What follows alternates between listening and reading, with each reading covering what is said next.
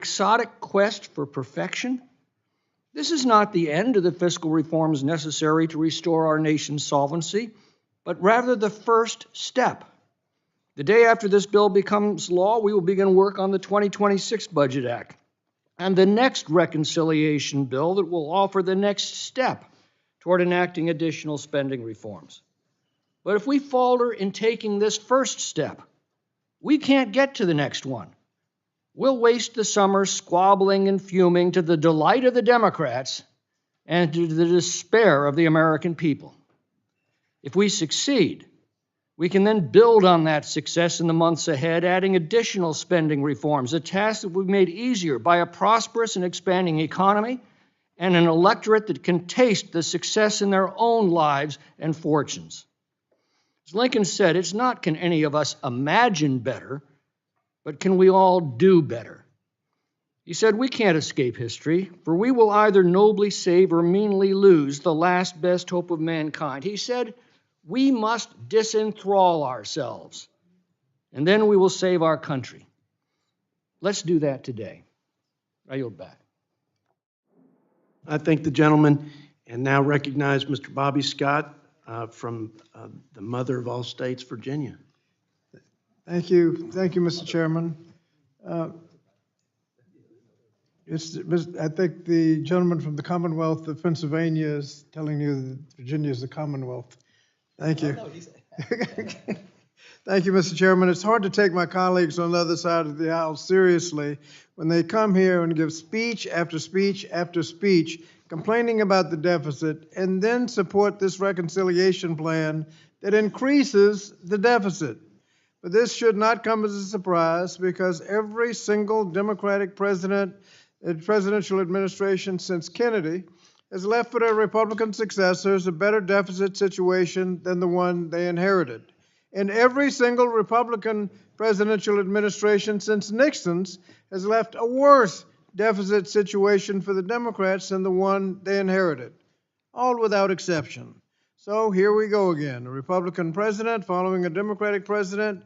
The Republicans are here to make speeches about deficits and debts, and then again set to increase the deficit and national debt just like clockwork. So the reason we have all this debt is because Democrats have not been able to clean up the Republican messes as quickly as they make them.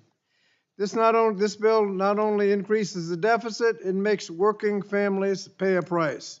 As a ranking member of the Committee on Education and Workforce, I'm particularly outraged that Republicans want to fund tax cuts for corporations and billionaires by making cuts in educational and nutritional programs. This bill uses taxpayers' money to take resources from public schools, which serve 90% of the students, and divert them to private schools. The bill also harms children's access to school meal programs and makes it harder for students to afford a college education. So there's nothing fiscally responsible about this budget, and working families and middle-class families will pay the price. Programs that keep kids, seniors, veterans, and people with disabilities from going hungry and ensure that students receive a quality education should not be on the chopping block. And after weeks of statements from Republican members that the budget they voted for twice does not cut Medicaid, this bill will rip away health care from millions of Americans using Medicaid and makes health care more expensive for everyone else. This big, bad bill is a collection of bad policies. It kicks millions of people off their health care, threatens food security for millions of families, makes it harder for students to afford education, and diverts taxpayer resources from public schools. It does all of this to give corporations and wealthy billionaires a tax cut, and then it makes our debt worse. I urge my colleagues to vote no on this legislation. I thank the gentleman and now recognize my friend, Mr. Buddy Carter from Georgia, for 3 minutes. Thank you, Mr. Chairman, and thank you for holding this meeting here today. Let's face it, folks, President Trump inherited one big, ugly mess. And what we're doing now is trying to fix that with one big, beautiful bill. We're fighting to get this nation back to the level of prosperity that we enjoyed during his first term, when inflation was low, The border was secure, and our nation was energy dominant. That's why it's not just important, it's essential that we deliver this one big, beautiful bill that will put the United States back on track and reestablish the American dream. The golden age is upon us. Thank goodness. And I'm proud that we're getting that done here in Congress. Without the work we're doing here today, the American people will see their taxes increase. Highest increase they'll ever see. That's why we're getting this done today. We don't want that to happen. We simply can't keep living in a world where government organizations such as the EPA hand out billions of dollars with zero oversight and accountability. That ends now, and thank goodness we've got an EPA administrator who's going to end that and help us in it. One of our former colleagues can do a great job. We can't ignore the fiscal cliff that we're heading towards. This bill will also preserve and protect, strengthen, stabilize, sustain critical programs such as Medicaid from waste, fraud, and abuse, so that they work for the Americans who most need it for generations to come. That's right. What we have done in the Energy and Commerce Committee, our part of this, we are stabilizing, we are securing, we are sustaining the program that is intended for the most vulnerable in our society. Instead of prioritizing illegal immigrants or ineligible recipients, we encourage states to use Medicaid funds in support of the most vulnerable Americans. That's what Medicaid was intended for.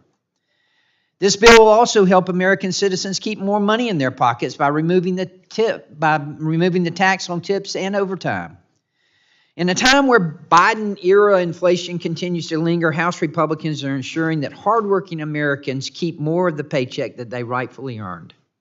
Today, we take another pivotal step towards delivering on the mandate that the American people gave us last November. We'll cut waste, fraud, and abuse, and we'll secure critical government programs for decades to come. This is our opportunity, and we're going to take it. Thank you, Mr. Chairman, and I yield back. I thank the gentleman and now yield 3 minutes to my friend from California, Mr. Scott Peterson. Thank you, Mr. Chairman. Unfortunately, this is just, from a budget perspective, a disaster for the United States. Despite the flowery language you hear, every year this country has been racking up $2 trillion of debt because we don't pay our expenses. And that means that the deficit, the national debt, unless we do something about that, will grow from 36 to 38 to 40 to 42. And despite all the cuts you hear about, none of them are applied to lowering that annual deficit number that adds to our national debt. Not any of them. Because they literally, by the order of this committee, were directed to be used to offset the cost of extending and adding new tax breaks for people. Okay? So that's why this does not reduce the debt. In fact, the independent analysis of the Committee for a Responsible Federal Budget says that over the next 30 years, this will add $37 trillion to the national debt. $37 trillion. It doesn't reduce the debt. It doesn't reduce the deficit. Scott Bessent, the Secretary of Treasury, says we need to get our deficits down to 3% of GDP to dig out of this hole. Today, without this law, that's going to take about $7 trillion of savings and revenues over the next 10 years. There's nowhere near any of that that's going on here. But when you add in the cost of this bill, this budget-busting bill, that number goes to $11 to $12 trillion we're going to have to save over the next 10 years. This is not going in the right direction at all, no matter how convicted they sound over on the other side. There are alternatives. First of all, this is their bill. This is the way they wrote this bill in 2017 for these things to expire. Democrats had nothing to do with the expiration of these tax cuts. That's how they wrote it in 2017. Okay, they voted for this. But you have alternatives, because if you look at the tax rate from 37 to 39.6 would be incurred on who? On people who earn more than $610,000 a year. Those people aren't working for the $2 per $100. Those people can afford that tax increase, and it would raise $402 billion to help close the gap. When the Republicans lowered the corporate rate from 35%, which so many people in here agree was too high, to 21%. That went well past what the Republican Ways and Means Chair Dave Camp was asking for. He was asking for 25%. If you raise that up again to 25%, as the Republicans wanted back then, that's $500 billion. And the tax cap, Republicans don't even want to enforce the tax laws we have without raising a single rate. The tax gap, the difference between what we owed and what we collect is $697 billion. And what are we doing about that? We see DOGE cutting IRS's ability to collect those things. This is irresponsible. It's the wrong thing to do for budget. We need a bipartisan process that deals with, honestly, with revenues and cuts. We don't have it. Please vote this down. I yield back. I thank the gentleman and now yield to Glenn Grothman from Wisconsin for 3 minutes. Thank you. First, I'd like to correct a misstatement made by the minority party today. I don't consider Josh Hawley a conservative, so just want to straighten that out. I think we had an opportunity here to have truly a transformative bill, and I think in January, that's what most of our expectations were. That we'd be going line by line through the entire federal government, recognizing the fact that we're borrowing 26% of our budget and thereby removing a lot of the programs that are out there now. My senator has done a tremendous job of explaining what should be done. I think sometimes it's a little unrealistic and what can be done politically, but I also feel looking at this document like there should have been more.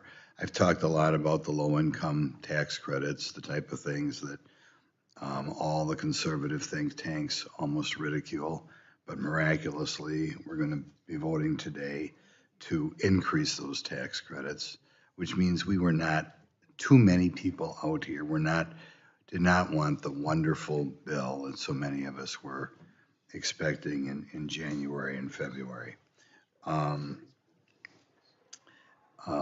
any event, I will be voting for this bill today. In order to be placed on this committee, you are supposed to say that you're going to vote for the bill that's presented. I think the fact that they're delaying the work requirements on Medicaid indicates that there was kind of a lack of sincerity in reaching the spirit of the law, while they may have hit the letter of the law. Nevertheless, there's some good things in here. I think the country would be better off with the bill passed than before the bill passed, but it is rare that you get this chance of having the House, the Senate, and the presidency. I think the closer we get to the election, I'm sure that we're going to try another reconciliation bill, but the closer you get to the next election, the more wimpy politicians become. So I think this could have been a lot better, but I'll be voting for it today. Thank the gentleman from Wisconsin and now yield to our friend from California, Mr. Jimmy Panetta, for 3 minutes. Thank you, Mr. Chairman. Look, I think we all recognize how difficult it is to craft legislation that balances fiscal responsibility with economic growth. But I think we can all clearly see that this legislation is not the way to do it, considering that you completely blow out the debt and deficit and you thoroughly fail working families to pay for tax cuts for billionaires. I mean, look at the distribution tables alone for this bill. The top 0.1% stand to gain $255,000 in 2027 alone. That's $700 every day for that 0.1%. Yet for those earning less than $50,000 per year, the average benefit is only $265. That's less than $1 a day. That's 310 times more benefit for billionaires. And the consequences of this bill go well beyond that, and they're well documented. The $715 billion that this legislation would slash from Medicaid and the Affordable Care Act would strip health coverage from nearly 14 million Americans. The bill includes the deepest cuts to food assistance in the history of the United States, slashing SNAP benefits for nearly 11 million Americans. And for what? In addition to being stuffed with large S and accounting gimmicks, The bill also offers tax breaks for gun silencers. It not only fails working families, it undermines America's economic security, and it explodes our nation's fiscal foundation. Now, in order to do everything the president promised, in order to cut many of these benefits for working families, this bill would add close to $7 trillion to our national debt. It will increase interest rates. It will make everything from buying a home to financing a business more expensive. The nonpartisan Cato Institute has stated that the bill is likely to increase growth by only 0.6%, nowhere near enough to offset the fiscal damage brought on by this legislation. In fact, this bill is expected to reduce investment, lower wages, and have little impact on the total national income. And so as I see it, this bill represents gutting benefits for working families, giving tax breaks to billionaires, giving in to exploding our national debt, and giving up on the fiscal health of our nation, and therefore giving up on our obligation to our children's and our country's future. That's why I oppose this bill, and so should you. Thank you, Mr. Chairman. I yield back. I thank the gentleman and now yield 3 minutes to our friend, Mr. Ben Klein from Virginia. Thank you, Mr. Chairman. I'm going to respectfully disagree with my friend and colleague from California. This bill puts us on path to fiscal responsibility. This bill reverses the spending sprees of the Democrats over the last 4 years. This bill right-sizes a bloated bureaucracy. This bill reins in mandatory spending. And there are many wins that should be commended within this bill that will provide Americans with the tax certainty that will lead to stronger investment and greater economic growth. This includes making the TCJA's individual tax rates permanent so that no one should have to worry about a tax hike unless the Democrats are the ones imposing it on the American people. Additionally, this bill includes provisions that will prevent blue states from laundering your tax dollars to subsidize the health care of able-bodied adults and those who are here illegally. This strengthens Medicaid to ensure that health care is available to those who are actually in need, such as children, the elderly, and disabled populations. This package will also decrease the deficit by roughly $160 billion and reduce the debt to GDP ratio by 10 percentage points compared to the CBO baseline. This is a great bill. However, I think it's important to acknowledge that in the midst of the marathon markups and all the hard work that has been done, there are still many viable fiscal reforms that have been left on the cutting room floor. This would include fiscal provisions to strengthen Second Amendment protections for Americans by eliminating the federal tax burden associated with suppressors and remove it from the National Firearms Act. But there are many others that I won't mention. Instead, today we'll focus on the positives. We've got an amazing piece of legislation here that is going to do so much for the American people and putting our country on the right course fiscally. So by passing this bill, we say that we still have the opportunity to shepherd it through the process, continue to work on improvements, and ensure that we will deliver the strongest results for our constituents back home. I thank the chair for all his work, thank the vice chair for all his work, and for all those on the committee, and I yield back. I thank the gentleman and now yield to the gentlelady Bonnie Watson Coleman from New Jersey for 3 minutes. Thank you, Mr. Chairman. I believe that spending our money reflects our values, and obviously Republican values don't care about others than billionaire corporations and billionaire individuals. I know that people want health care, they want food security, and they want education. So I speak in strong opposition to this bill that we're marking today. When we came together in February to mark up the resolution, Democrats began to ring the alarm on what was being proposed. We were told not to worry. This was a blueprint and no specific cuts were mentioned in the resolution. Now, a few months later, we have a bill, and it does exactly what we feared it would do. Democrats said this bill was going to take away SNAP from needy Americans. We are right. In fact, the text says $300 billion is to be cut from this vital food assistance program, which can lead to 11 million people going hungry. Democrats said that this bill was going to kick people off Medicaid. Looks like we were right about that too. The bill cut $715 billion to the program and will kick 13.7 million Americans losing health care. Democrats said that the tax cuts will be going to the rich. We were right again. If enacted by 2027, individuals making over $1 billion a year will see their combined tax liability decrease by $96 billion, while an average household making less than $15,000 a year will see a tax increase of nearly 19%. Along with the most well-known problems of this bill, there are a lot of other things to dislike as well. The bill caps the amount of federal student aid, restricts Pell Grant eligibility, eliminates supplemental retirement payments for federal workers, reduces the funding of the Consumer Financial Protection Bureau, sells off public lands to pay for handouts to big oil, eliminates critical programs like LIHEAP, and builds the president's ridiculous border wall, to name a few. I don't understand how my colleagues on the other side can say with a straight face that this will benefit the American people. It only benefits those billionaires like Elon Musk and Jeff Bezos. I have over 124,000 constituents who rely on Medicaid, of which over 60,000 are children. These are real people who will have to face the real-life consequences of my colleagues' vote. Just imagine telling those children that you cut access to their health care so that some guy can deduct the cost of their private jet. In my eyes, this legislation is truly evil.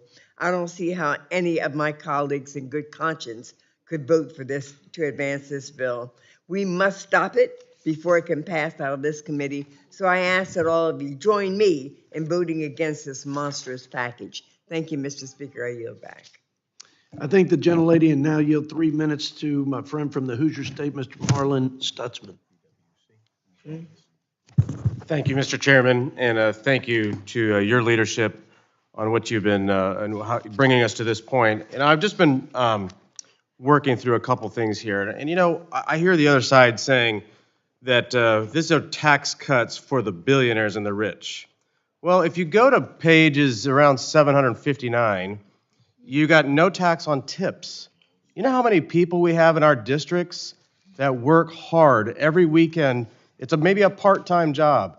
They may make $200 a weekend. They don't have to pay taxes on that. That's going to be a huge boost to their family budget. No tax on overtime. Again, we're giving credit to those people who are willing to go out and work the extra hours to make ends meet. No tax on overtime is a tax for the working person in this country. No tax on a car loan interest.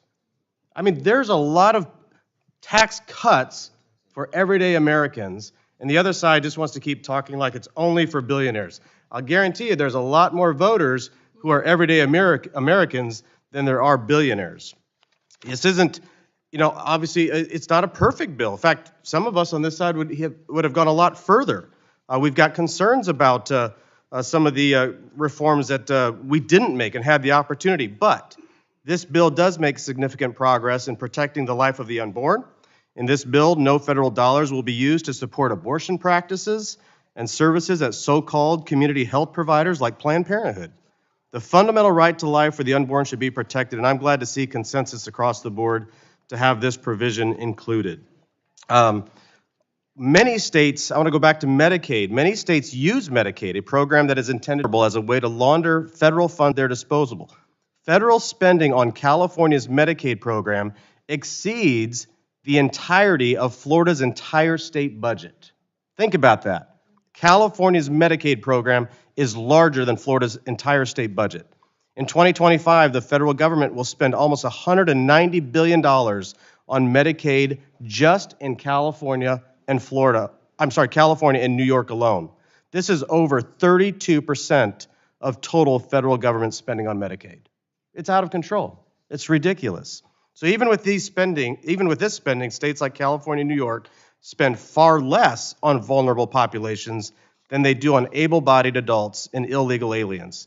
Medicaid should be for U.S. citizens only who are most in need, not for states to bolster their own budget at the expense of all other Americans. I want to say this is a great start to getting our economy back on track.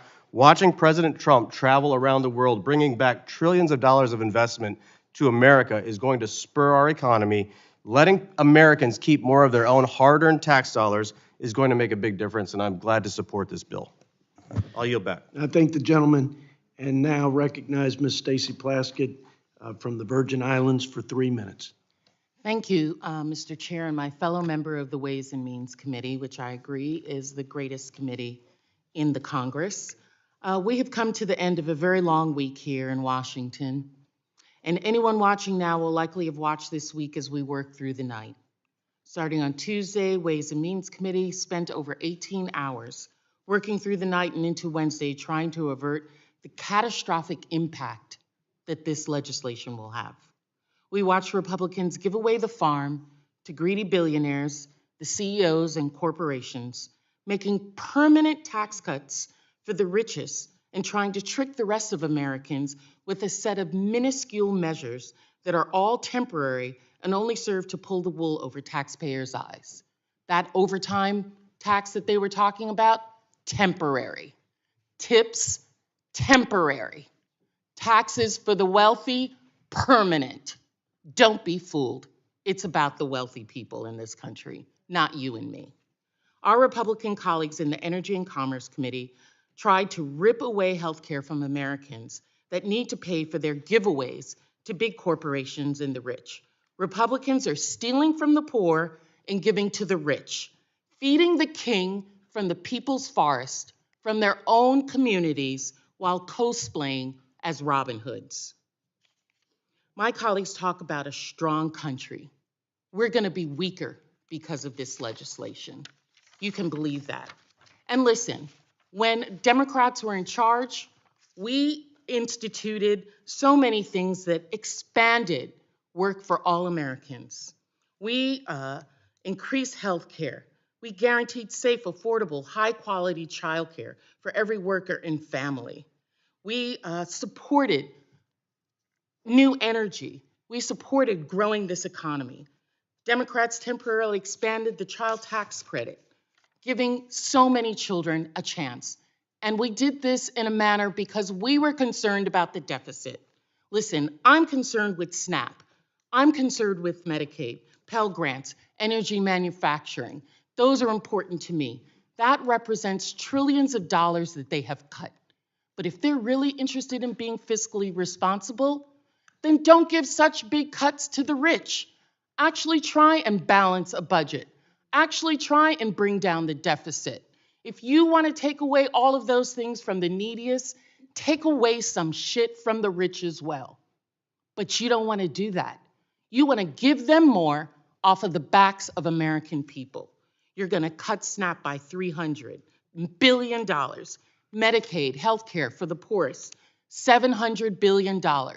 You won't even give a cut to individuals making over $1 billion, which would have taken away $1 trillion that we could put back into other things.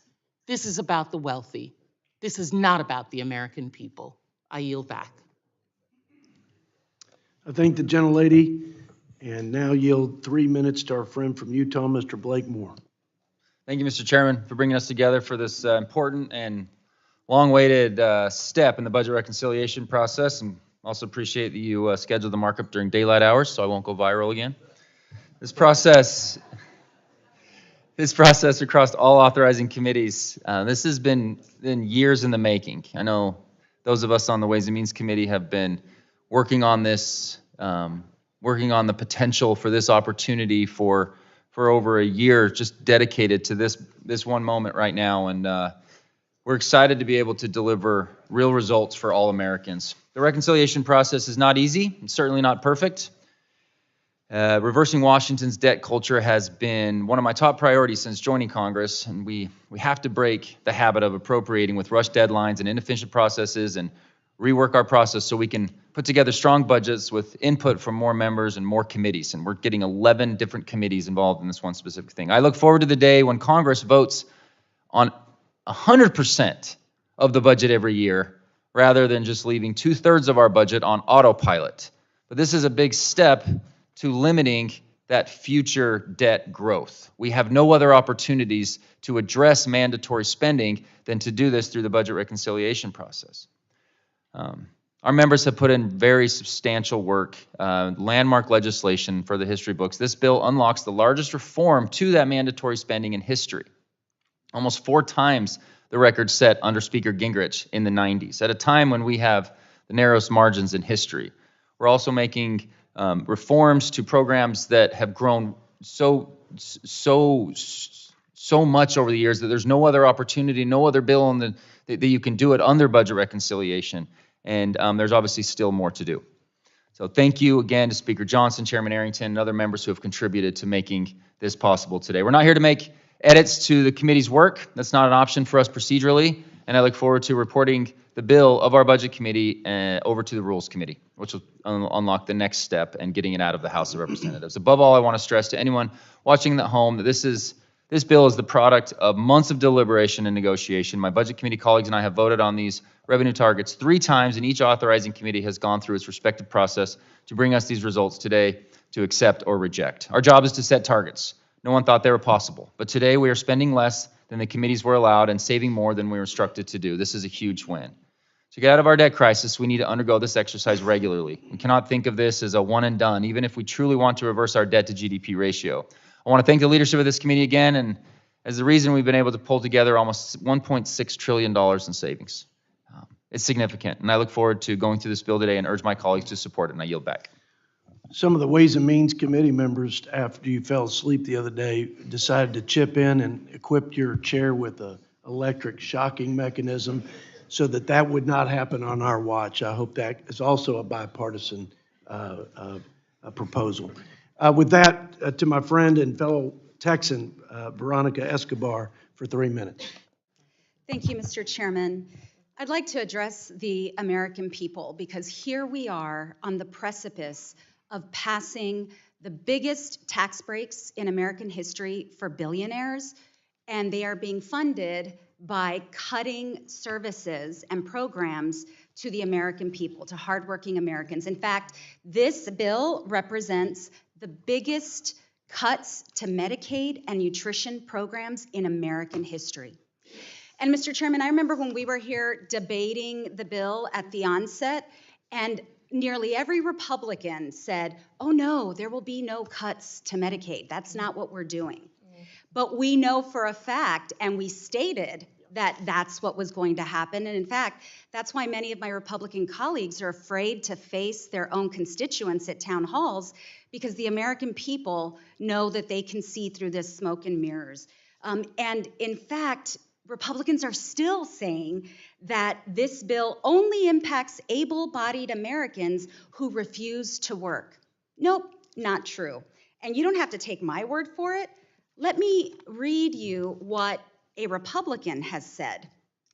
We're not, and this is a quote, we're not talking here about just work requirements. The House goes much, much, much further than that. This is real Medicaid benefit cuts.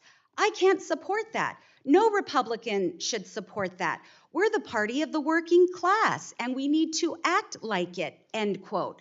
Who was that? That was Republican Senator Josh Hawley. He even called this bill a tax on the poor and on hardworking Americans. So I agree with most of what Josh Hawley said.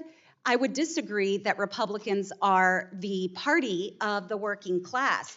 Democrats have supported paid family and medical leave, affordable high-quality child care, universal pre-K, the expanded child tax credit, health care expansion, making the wealthy pay their fair share. Every Republican last Congress voted against that. So they're not the party of the working poor or the hardworking Americans. And this bill doesn't just strip benefits for hardworking Americans. It hurts future generations by adding $7 trillion to the national debt. They're literally borrowing money from the future so that billionaires can get their big tax breaks. That's not working or protecting hardworking Americans. That is crushing hardworking Americans, making their lives harder. This bill doesn't make America better. It makes Americans sicker, poorer, and hungrier. That's why we will all be voting no. We urge some of our colleagues to listen to their own constituents who do not want them to pass this bill. Mr. Chairman, I yield back. I thank the gentlelady and now yield 3 minutes to my friend from Kansas, Mr. Ron Estus. Thank you, Mr. Chairman. It's good to be here with you and our colleagues as we work to advance the America First policies that are embedded in this one big, beautiful bill. The bill we're marking up here today is a culmination of years of work to extend the Tax Cuts and Jobs Act, secure our borders, and rein in wasteful Washington spending. It's a bill that meets the mandate provided to this Congress by the American people last November. It's a bill for the American people, and my friends on the left have only empty talking points to try and paint this legislation as something that it's not. Today, I want to take a brief moment and refute some of the lies with some of the facts. First, let's look at the historic Tax Cuts and Jobs Act. While nearly half of my Republican and Democrat colleagues were not here in 2017, I remember the, quote, crumbs Nancy Pelosi claimed the middle class would be receiving because of the Trump tax cuts.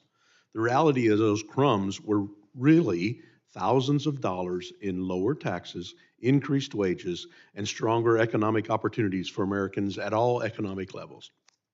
On tax day of this year, I wrote an op-ed about the left's deceit on the Tax Cuts and Jobs Act. Mr. Chairman, I'd like to submit that op-ed for the record. Without objection, so ordered. In it, I said the New York Times noted in 2019 that most Americans received a tax cut from the 2017 tax reform, but simply didn't believe it. Their quote was, "To a large degree, the gap between perception and reality on the tax cut appears to be a flow from a sustained and misleading effort by liberal opponents of the law to brand it as a broad middle-class tax increase," the paper wrote. And in 2021, then House Democrats Caucus Chair Hakeem Jeffries told MSNBC 83% of the benefits went to the wealthiest 1%, and they saddled us with approximately $2 trillion in debt to subsidize the lifestyle of the rich and shameless. The statement was so bad, the Washington Post upgraded its fact check from 2 Pinocchios to 3 and called it a zombie claim. That's because Jeffries and the Democrats were relying on projections that would happen after significant provisions in the Tax Cuts and Jobs Act expired.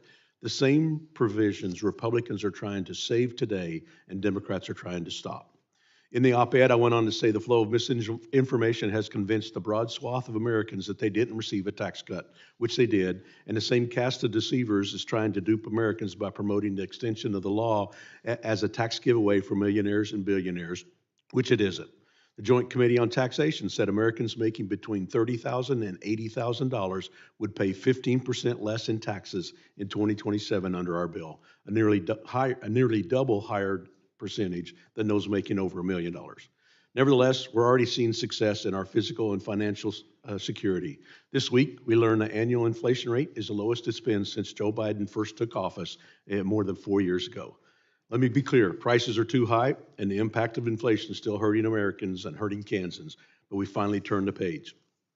Mr. Chairman, this bill, particularly the pro-family, pro-worker, pro-growth provisions, is critical to preventing a massive tax increase for everyday Americans to give our economy a boost, secure our border, and bend the curve on decades of Washington waste, fraud, and abuse spending. I urge my colleagues to support this one big, beautiful bill, and I yield back. Thank the gentleman from Kansas, and now yield 3 minutes to the gentlelady, Ms. Becca Balon from Vermont.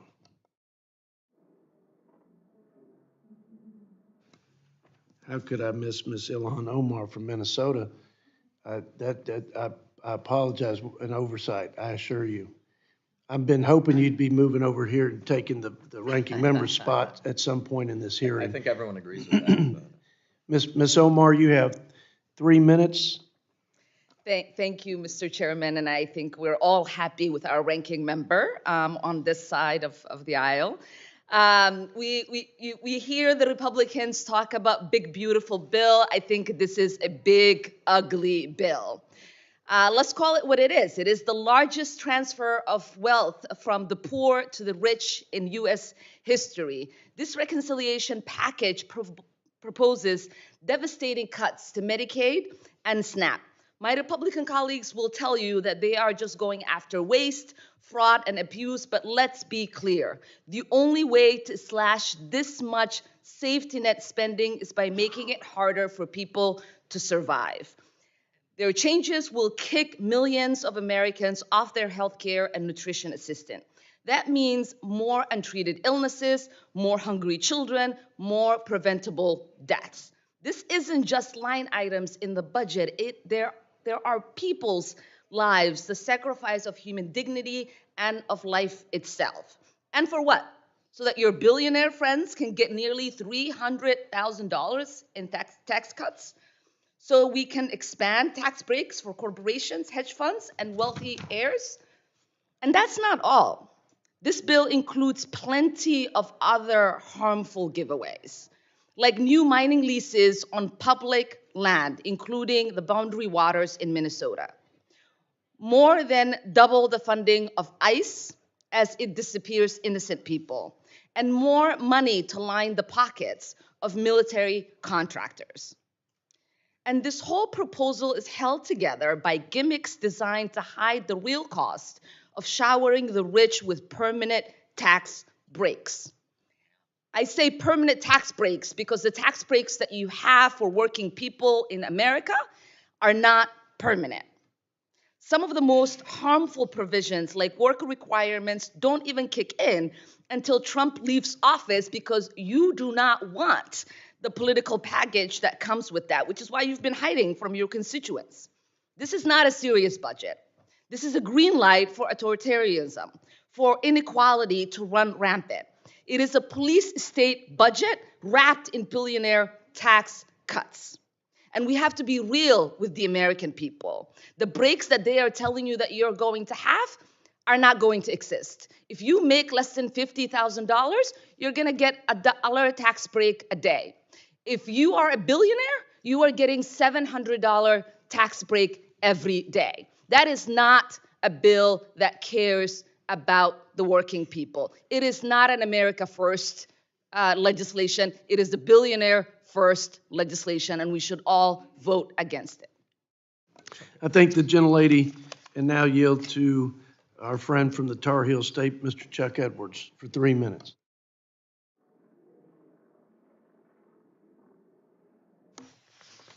Thank you, Mr. Chair. After hundreds of hours of work on this bill, this is not the big, beautiful bill that I had hoped for, but it does rein in mandatory spending. It restores program integrity and finally begins, but only begins, to right-size the federal bureaucracy. It blocks irresponsible student loan bailouts, and it implements long overdue workforce reforms to make government more efficient and accountable, aligning federal benefits with private sector norms. We tighten eligibility for the entitlement programs. We don't eliminate those. It stops subsidies to illegal immigrants, and it establishes meaningful work requirements for able-bodied adults receiving many of our benefits. These aren't just cost-saving measures. They're fairness programs and integrity measures. Importantly, this package also invests in what truly matters. It gives our troops a raise, it strengthens our national defense, and it secures our border. It reignites economic growth by extending the Tax Cuts and Jobs Act, unleashing American energy, and rewarding education that delivers value. This bill delivers on the promises made to working Americans by eliminating tax on tips and overtime, raising the standard deduction, raising the child tax credits, and offering no tax on car loans. And it respects our aging population with tax breaks to senior citizens who've been productive working members of our society all their life. We're making some tough choices here, reforming programs, cutting waste, and rejecting the Biden-Harris era's regulatory overreach. And yes, we're responsibly increasing the debt limit, and will prevent defaulting on our nation's debt for the first time in our history, preventing an economic catastrophe. Mr. Chairman, the flaw with this bill is it doesn't go far enough, fast enough to get our fiscal house in order, but it does take some great strides. Let's take these strides today, pass this bill, then go to work next week on on taking greater and bolder steps.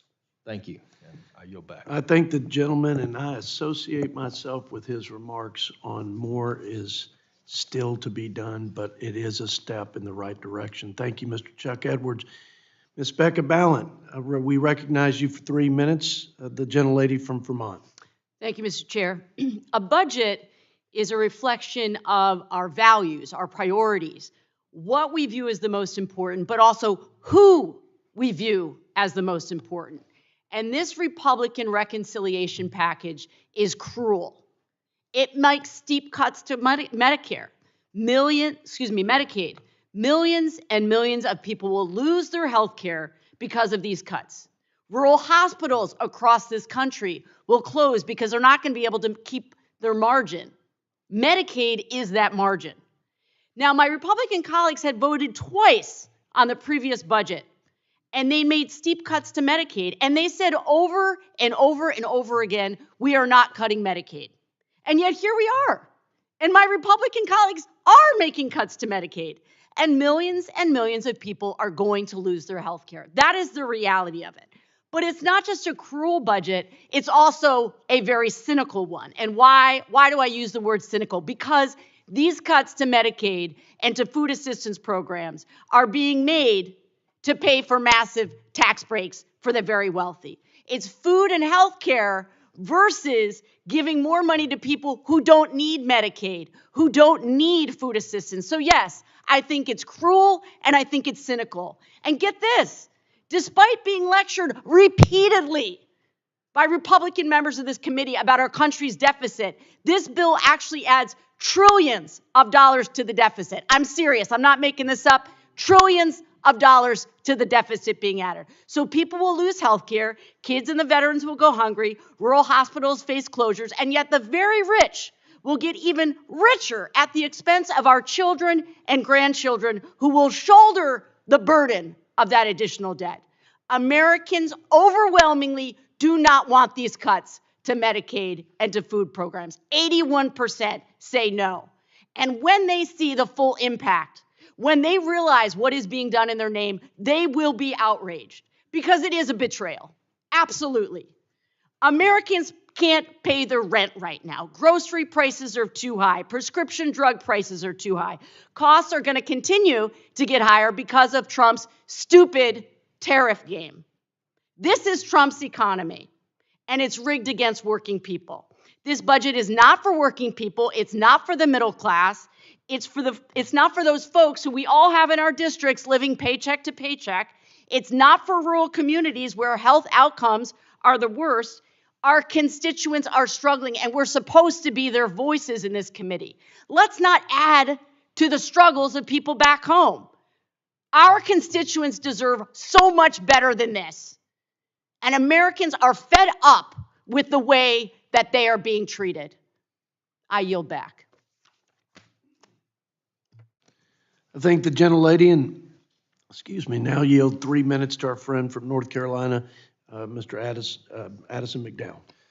Thank you, Mr. Chairman. There have been some rumbles over the last 24 hours, but one thing remains steadfast.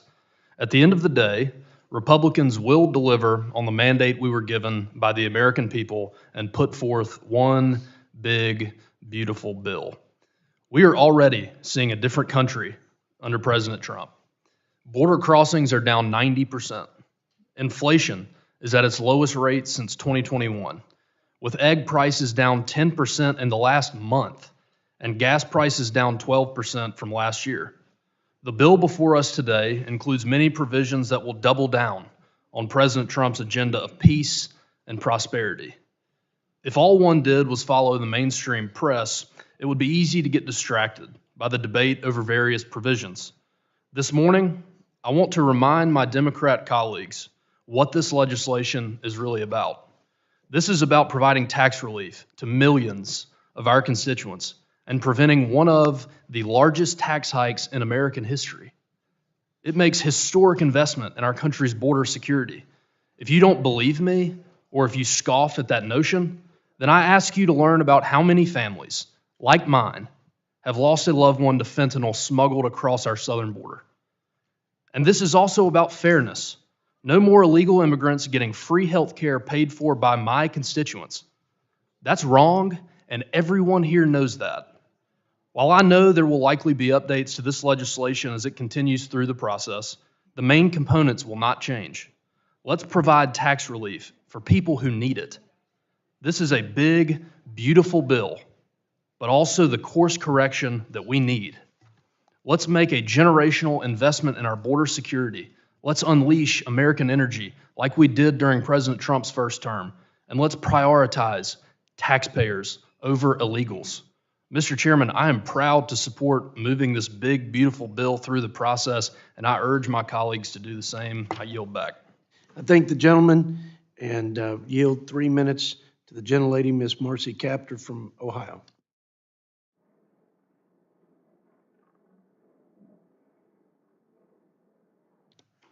Ms. Marcy Kaptur from Ohio is not. Oh, there you go. Ms. Kaptur for 3 minutes.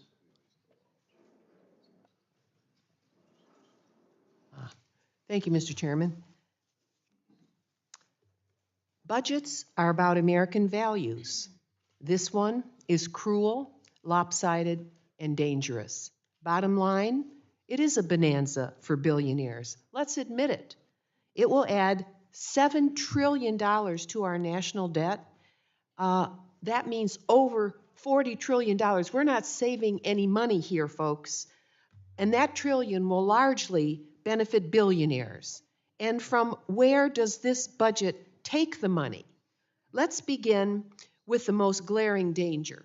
This bill takes a wrecking ball to Medicaid, on which 1 in 5 Americans and 3 million Ohioans depend for medical care. Children, seniors in nursing homes, please come with me. Visit the nursing homes I represent. Veterans, yes, veterans, over 200,000 across our country. And people enduring physical and mental disabilities. Perhaps too many on the other side of the aisle have not had to endure life that has major challenges. Medicaid is a lifeline. And taking money from this program to hand out tax breaks to billionaires who simply don't need any more? This bill robs the needy to stuff the pockets of plutocrats. And it secures America as a nation of billionaires, by billionaires, and for billionaires. I've dedicated my service in Congress to defending Social Security, Medicare, and Medicaid because I've seen what health insurance means in real people's lives. Medicaid means life or death. I challenge my Republican colleagues to come and meet with some of my constituents. Perhaps you represent a different segment of America. In Ohio, nearly 3 million people depend on Medicaid. Children, seniors in nursing homes, people with disabilities, and you are putting them all at higher risk. Why give them more worry? Talk to a working mother with an autistic son. How does she make it? How does she make it? Healthcare is not a luxury. It is a basic human right. This bill's damage doesn't end with Medicaid. It delivers $2 trillion in permanent tax refunds to the wealthiest 1%. Don't they have enough? And to talk about tips and overtime, please. I'm from a working class family. These aren't even permanent, and they're a very small percent of what this bill delivers to those who have multiple mansions all over the world, that have multiple aircraft all over the world, ships, those boats that they ride, whether it's in Italy or Switzerland or on the East Coast or West Coast.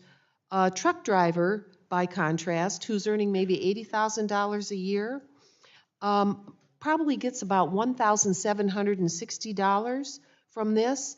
But you know, where I live, housing prices have just skyrocketed.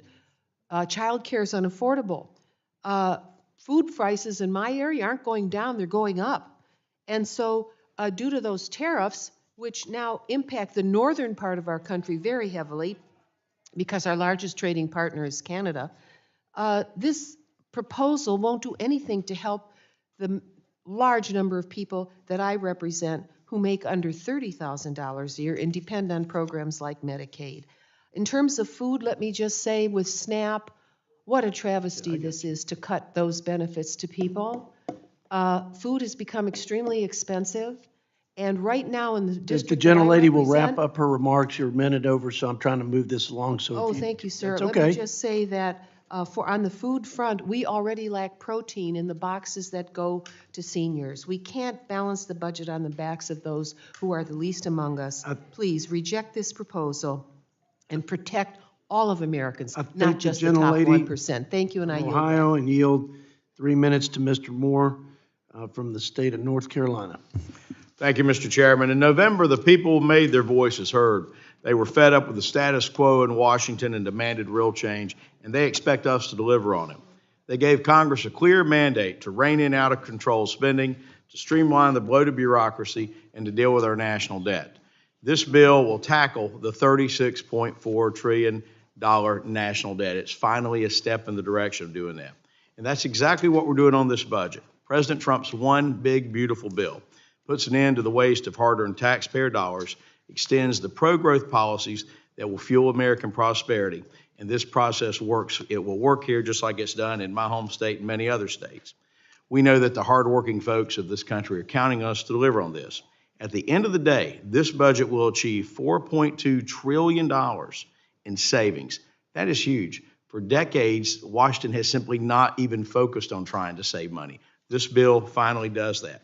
It also means that the debt to GDP ratio will decrease by 10 percentage points compared to the CBO baseline. But this bill goes even further. It cuts than cutting spending. It also expands the 2017 Trump tax cuts. If these key provisions were to expire, the average constituent in North Carolina would see a 21% tax hike. For a family of four, the median income, that's an additional income tax of $1,800. So this means relief for every American hurting from Biden's destruction of our economy. We've seen what's happened with high taxes and overspending. We saw that for 4 years, and the mess, the absolute mess that this president and this Congress inherited. We know that we have to, for example, extend or make permanent the small business deduction for the 76,000 small businesses in my district alone and in districts all around this country. If we don't do that, that's going to mean that they're going to have roughly a 23% increase in their taxes. Unbelievable. You know, the provisions in this bill are also going to unlock an estimated $1.5 trillion in additional small business GDP growth. In my district alone, there are 260 family-owned farms. This bill will make permanent the relief from the death tax. That ensures that these generational businesses can continue to grow and thrive without being penalized unfairly by taxation. President Trump's one big, beautiful bill is all about results. It creates jobs, it boosts wages, it grows the economy, and it encourages investment in America's future. We told the American people we would fight for them, and we are. The president's doing a tremendous job in the Middle East right now. Look at all the prosperity that's coming as a result of that. You know, strength through peace, peace through strength. Looking at getting all these countries to finally respect America again. He's doing his job. It's time we do ours. We need to pass this bill. With that, I yield back. Thank the gentleman and yield 3 minutes to my friend, Ms. Gia Paul from the state of Washington. Thank you, Mr. Chairman. This bill is one big, beautiful betrayal of the working class and poor Americans who were told that Donald Trump would lower prices and make their lives easier. And despite both Trump and Speaker Mike Johnson telling the American people over and over again that they would not touch Medicaid, this bill makes at least $625 billion in cuts to Medicaid, and it kicks 13.7 million Americans off their health care. It makes life harder for most Americans, and it raises costs for basic economic needs. So you got to ask why. Why are they doing this? It is all to give the richest Americans over $7 trillion in tax breaks, almost $300,000 tax break to anyone in the top 0.1 of 1% of the wealthiest, $68,000 tax break for anyone who's a millionaire. Nearly 70% of the bill's benefits go to the top 20% of the wealthiest Americans. But you, the person who relies on Medicaid, the most essential healthcare program in America that serves 72 million Americans, including 38 million kids, or the family that relies on nutrition assistance of literally just $2 per meal because you're hungry, you're out of luck. No money for your basic needs. Medicaid pays for nearly half of all births in the United States, including, by the way, a whopping 64% of the births in Speaker Johnson's home state of Louisiana. It pays for 60% of nursing home stays across the country. It makes it possible for kids to see a doctor when they get sick, for moms to afford the medications that their kids need, for parents to get necessary care for chronic conditions, and for seniors to get the long-term care they need. Meanwhile, this bill sacrifices all of that. Why? To increase profits for all the largest corporations, from the private immigration detention centers that get almost 4 times the amount of money that they used to get to illegally detain even U.S. citizens, to the giant multinational corporations that stash their profits overseas, and to big pharma CEOs. Basically, if you had a big corporate lobby right here in the halls of Congress, you get a tax break. Otherwise, you are shit out of luck. This bill is the perfect example of how America has never suffered from scarcity. We have always suffered from greed. Americans were promised lower prices and a better life, and instead, billionaires will get to buy another yacht, and the lives of working class and poor Americans will just get harder and harder. A vote for this bill is a vote for billionaires and kicking people off of Medicaid. I'm a hell no on this. I yield back. I thank the gentlelady, and now yield 3 minutes to my friend and fellow Texan who's done a fantastic job, played a key role in fashioning the initial framework we call the budget resolution, and I want to thank him for his service and his friendship. Mr. Chip Roy, 3 minutes. I appreciate my friend from Texas, the chairman, and there my Democratic colleagues go again, telling things that are not true. The vast majority of Americans will get tax benefits under this bill. It's just simply false to say that that's not true. Hardworking Americans who will benefit from the standard deduction increase. Hardworking Americans that will benefit from child tax credits and lower tax rates. Stop saying things that aren't true. Those things are true. The fact is we have money in here for border to undo the damage of Joe Biden. We have more money in here for the defense to undo the damage of Joe Biden. But we also address Medicaid, and Medicaid spending goes up. Stop lying. Medicaid spending goes up. My colleagues on the other side of the aisle are profoundly unserious when it comes to being real about what's happening with the numbers. I applaud Chairman Arrington. I applaud my colleagues on this side of the aisle for taking a step forward in dealing with the spending problem in this town. But I have to now admonish my colleagues on this side of the aisle. This bill falls profoundly short. It does not do what we say it does with respect to deficits. The fact of the matter is, on the spending, what we're dealing with here on tax cuts and spending, a massive front-loaded deficit increase. That's the truth. That's the truth. Deficits will go up in the first half of the 10-year budget window, and we all know it's true. And we shouldn't do that. We shouldn't say that we're doing something we're not doing. The fact of the matter is, this bill has backloaded savings and has front-loaded spending. Nowhere near the Senate budget top line, by the way. The Senate budget top line of $6.5 trillion, which, by the way, is what we were pre-COVID, inflation adjusted on interest, on Medicaid, on Medicare and Social Security. And if we would reform Medicaid, we could actually get to the core of the problem. But we refuse to do it. And I'm not going to sit here and say that everything is hunky-dory when this is the budget committee. This is the budget committee. We are supposed to do something to actually result in balanced budgets. But we're not doing it. Look at what happens under deficits. By the way, this chart includes growth. This chart demonstrates economic growth. And right here, what do you see? Baseline and the orange columns are the deficits under the House budget, assuming growth. Only in Washington are we expected to bet on the come that in 5 years, then everything will work. Then we will solve the problem. We have got to change the direction of this town. And to my colleagues on the other side of the aisle, yes, that means touching Medicaid. It went from $400 billion in 2019 to $600 billion this year. It'll be over $1 trillion in the 2030s. We are making promises that we cannot keep.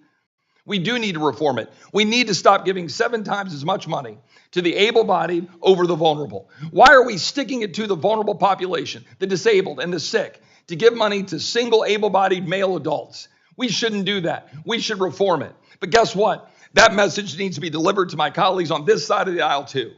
We are writing checks we cannot cash, and our children are going to pay the price. So I am a no on this bill unless serious reforms are made today, tomorrow, Sunday. We're having conversations as we speak, but something needs to change or you're not going to get my support. I yield back.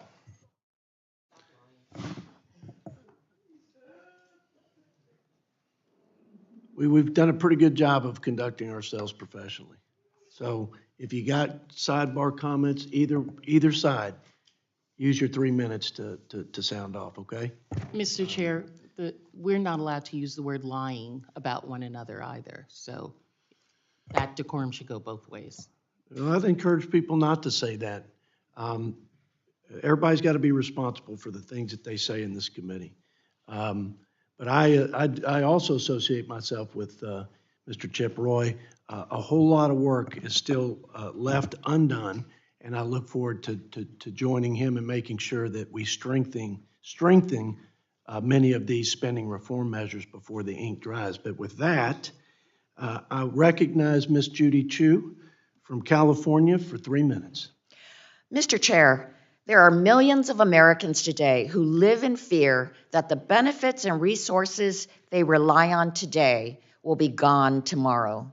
But rather than respond to the very real needs of their constituents in mind, Republicans are turning their backs on everyday Americans and the problems they face, and instead are forging ahead with a bill that will make their problems much, much worse. This bill is morally and fiscally reprehensible. Republicans are exploding the deficit and gutting the programs that our most vulnerable rely on just to hand trillions to the richest. With this bill, Republicans are literally taking food out of the mouths of the poor to feed the rich. Now, Republicans are claiming that this bill helps middle-class people with their meager measures like lifting the tax on tips and overtime. But guess what? These provisions expire. But the tax giveaways to billionaires, they are permanent. And what happens when the expirations do happen? Well, all we have to do is look at the Joint Committee on Taxation's distributional analysis. Yes, they are nonpartisan, and they have looked at what will happen down the line. 6 years from now, when those provisions expire in 2031, the poorest 20% of taxpayers in our country will owe an astonishing 455% more in federal taxes. Comprehend that, 455% more. That very same year, the top 5% richest in our country will see their taxes go down by 7%. A huge profit for people who don't need it. Republicans are selling out the American people, taking money out of their pockets, ripping away health care from 14 million people that had ACA and Medicaid coverage, and letting millions go hungry. And for what? To hand out trillions in tax cuts to corporations and the rich on the backs of struggling Americans? If that isn't reprehensible, I don't know what is. Today, I think of my constituent Nancy from Pasadena, who has stage 5 kidney failure. She relies on Medicaid, SNAP, and Social Security to keep a roof over her head, food on her table, and continue her treatment. Nancy deserves better, and all of my constituents deserve better, and so do yours. I oppose this Republican budget scam, and I will never vote to kick my constituents like Nancy off their health care. This is shameful, and I say no to this bill. I yield back. I thank the gentlelady from California and now yield 3 minutes to the pride of the Palmetto State, Mr. Ralph Norman. Mr. Chairman, I want to thank you for the job you've done on the Budget Committee. You've held fast. You've kept this committee going, and I just want to thank you and give you the credit for it. Great leadership. To my left, for my friends on the left, let me classify it this way. You're being untruthful. You can say however you want to say, but to say we're cutting Medicaid, Medicare, Social Security is simply untruthful. You cannot cut Social Security anyway. And, you know, what this boils down to is a complete, we're operating on two different universes. You think the tax money is yours, government is your God, and that's what your bottom line that you have. You supported an administration and Joe Biden that train wrecked this country by letting 15 to 20 million illegals in this country where we have paid a price and are continuing to pay a price. Now, where are we on this bill? The tax cuts are great. The tax money is the taxpayers, not the government bureaucracy. And what we're dealing with now is so many good things that are happening. You can use class warfare, rich, poor, black, white. You're off base. 77 million people told you were off base, and you're still off base. But here's the questions I would ask, and Mr. Chairman, I know you know this. Is it right for healthy, able-bodied Americans that could work, that don't work? It's over 25 million healthy, able-bodied Americans that don't work. Is it right for them to have a paycheck? I don't think so. Is it right if you're an illegal alien, which the right side of this aisle, my Democrat friends led in this country, if you're an illegal, is it right to have illegals cashing checks with money we don't have? And to phase this in for 4 years, we're telling a healthy healthy American that you got 4 years to get a job? No, the payment stops now. If you're an illegal, the payment stops now. On the IRA, a lot of these credits have been in existence for 30 and 40 years. And you're talking about giveaways. We want to help those who really need help. And that's what that's the heart of this. Sadly, I'm a hard no until we get this ironed out. And I think we can. We've made progress, but it just takes time. And it's time that if we're going to continue to have just what I mentioned, able-bodied Americans getting checks, illegals getting checks, subsidies that go to corporations that shouldn't get them, I'm out. So thank you Mr. Chairman, again, for what you've done, and thank you for this budget committee. I yield. I thank the gentleman from South Carolina and now yield to Mr. Paul Tonko from New York for 3 minutes. Thank you, Mr. Chair. I'm in strong opposition to this big, cruel, immoral, irresponsible, deficit-driving bill. You know, it was worth it to endure approximately 26 hours of the Energy and Commerce markup on this bill. It's what we're supposed to be doing here, fighting against the forces that want to make everyday Americans sicker, hungrier, and poorer. Unfortunately, those forces are the Republican majority, the President of the United States, and the richest individuals known to man. On top of the countless constitutional crises, in the throes of a housing and cost of living emergency, and in the face of catastrophic climate change, Congress is set to make the largest cuts to health care, food assistance, and environmental policy in American history. We're also apparently going to give another massive win to all the big tech oligarchs who paid millions of dollars to buy access to the Trump administration. It's clear that instead of serving the American people, Republicans are here to serve big business interests and tech industry executives. Executives who, mind you, want to move us away from liberal democracy and toward an authoritarian system where they rule supreme. Right now, millions of Americans lack access to clean drinking water at home. So what is the Republican agenda to fix that? Infringe on state rights to regulate AI, an industry that is on the track to consume more water than small countries. For 10 years, all while children are killing themselves at the behest of chatbots, AI-generated bot farms are pushing disinformation globally, and our energy grids are already strained beyond capacity.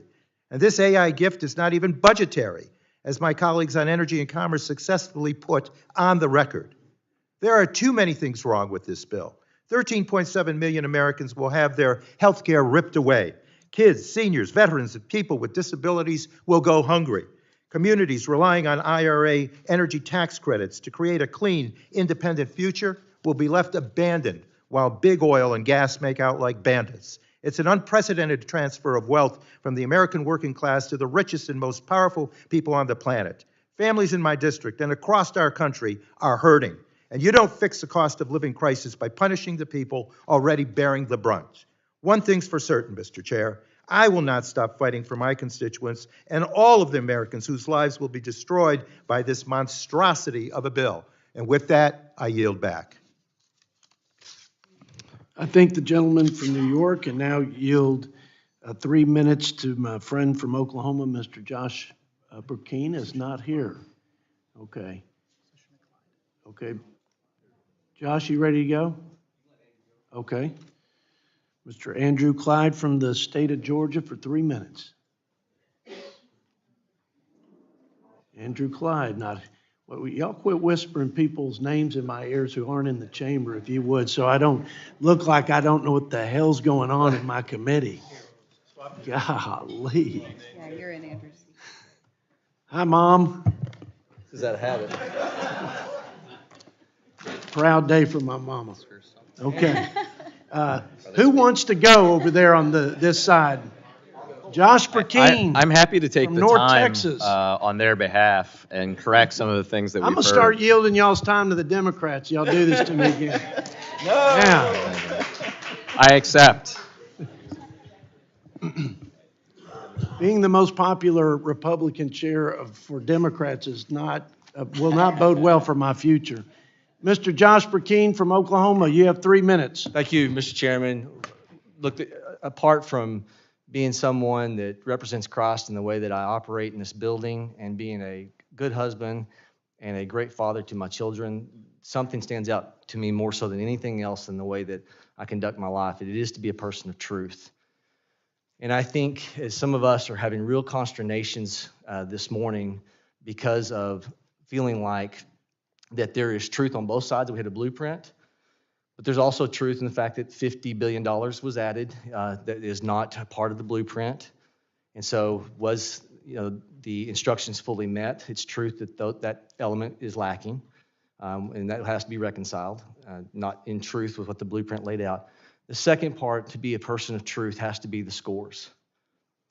And when you look at, because that's the decision before us today, are we, as people of truth, do these scores pan out? And what I saw happen in Oklahoma in my time in the state legislative body, trying to repeal wind tax credits, 60 lobbyists from other countries, Italy, Spain involved, diverged on the Capitol, and it took from the 90s, as Governor Keating discussed in the 2018 era when we were trying to repeal these, it was never intended to last as long as it did. And it was always the promise to end many years from now, which never materialized.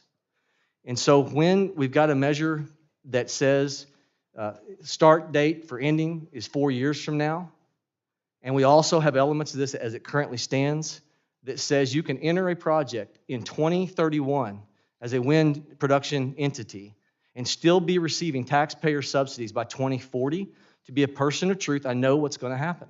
I know there are going to be lobbyists that are going to descend on this building.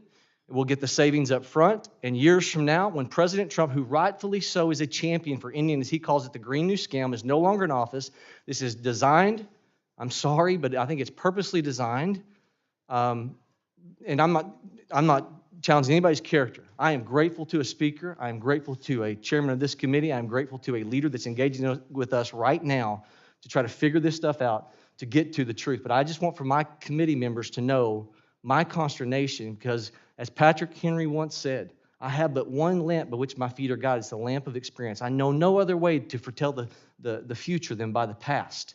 And until we get these timelines corrected, to where it's a true repeal of wind and solar that is undermining our electric grid, 60% of all new generation in the last 2 years, according to the Energy Information Administration, is wind and solar. So, and the super majority of components on solar, it's 61% of it's solar, and the super majority of those components are coming from China, undermining natural gas jobs all over this country. We have to fix this. I appreciate a chairman, speaker, and a leader right now as we're even talking, trying to figure this out so I can be a person of truth. Thank you. I yield. I thank the gentleman from Oklahoma, who is indeed a a person of truth. Now, we yield 3 minutes to our colleague, Mr. Morgan McGarvey from the Commonwealth of Kentucky. For 3 minutes. Thank you, Mr. Chairman.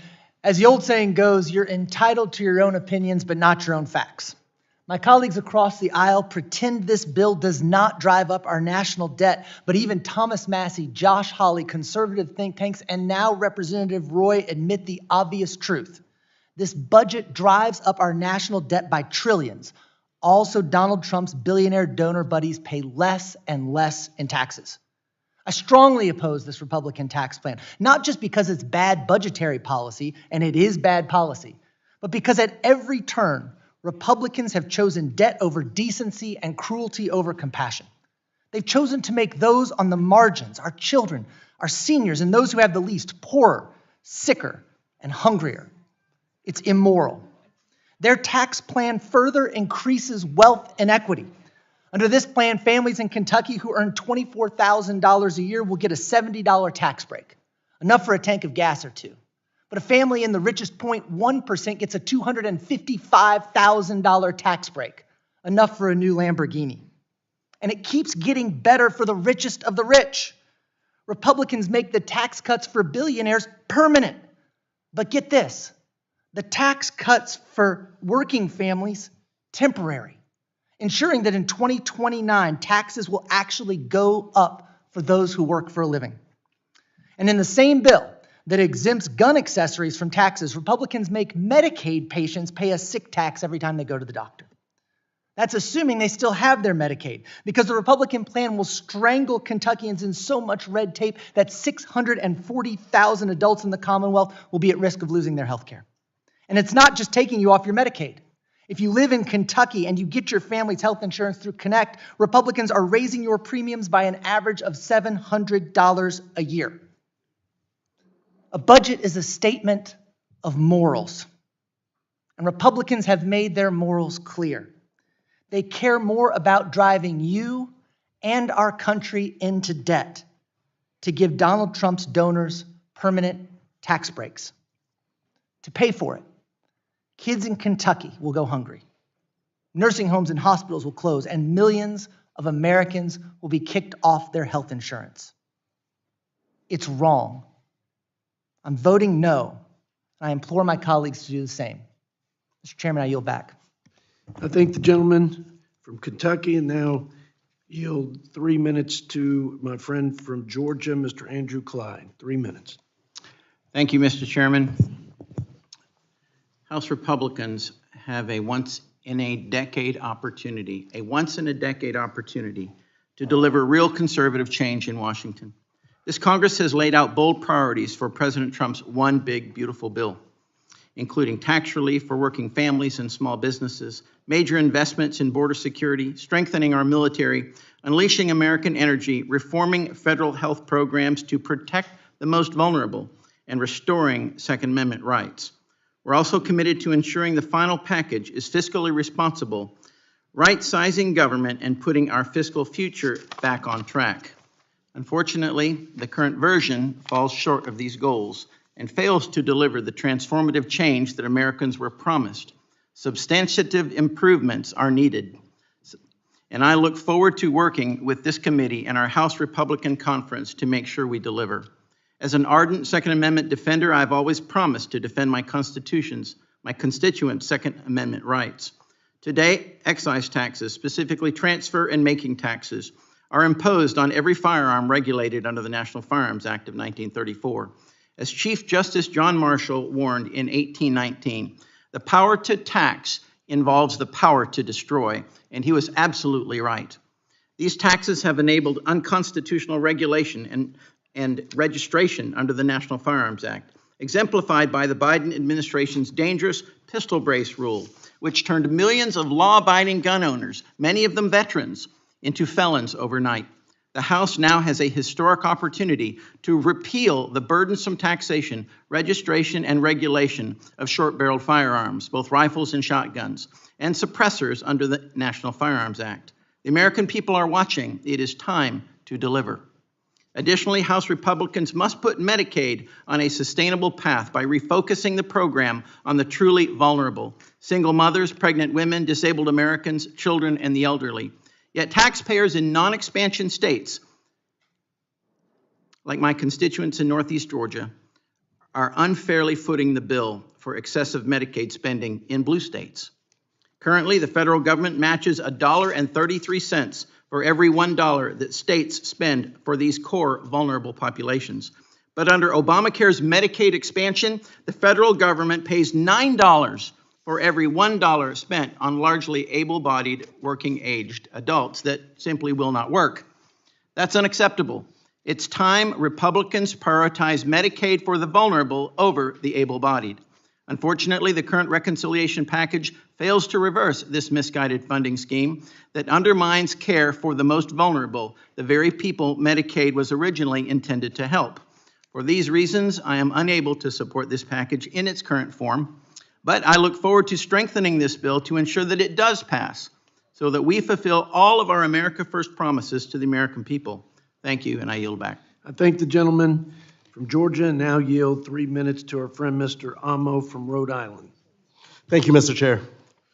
Chair Arrington, it took 8 days for Neil Armstrong and Buzz Aldrin to land on the moon. It took 52 days for Thomas Jefferson to draft and our founders to sign the Declaration of Independence. And it took 92 days for Republicans to concoct a plan to kick over 13 million people off health care, gut food assistance for about 11 million people, and steal the dream of higher education for over 4 million people, just to help the wealthiest in our country pad their pockets.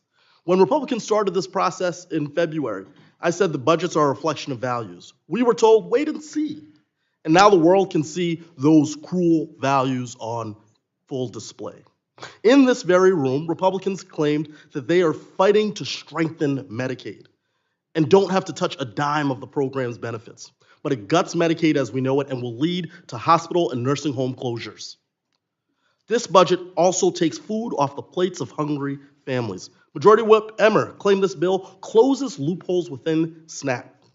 That's just not true. It makes it harder for about 21,000 Rhode Islanders to put food on their table. President Trump said, I will rapidly drive prices down and we will make America affordable again. This bill will not.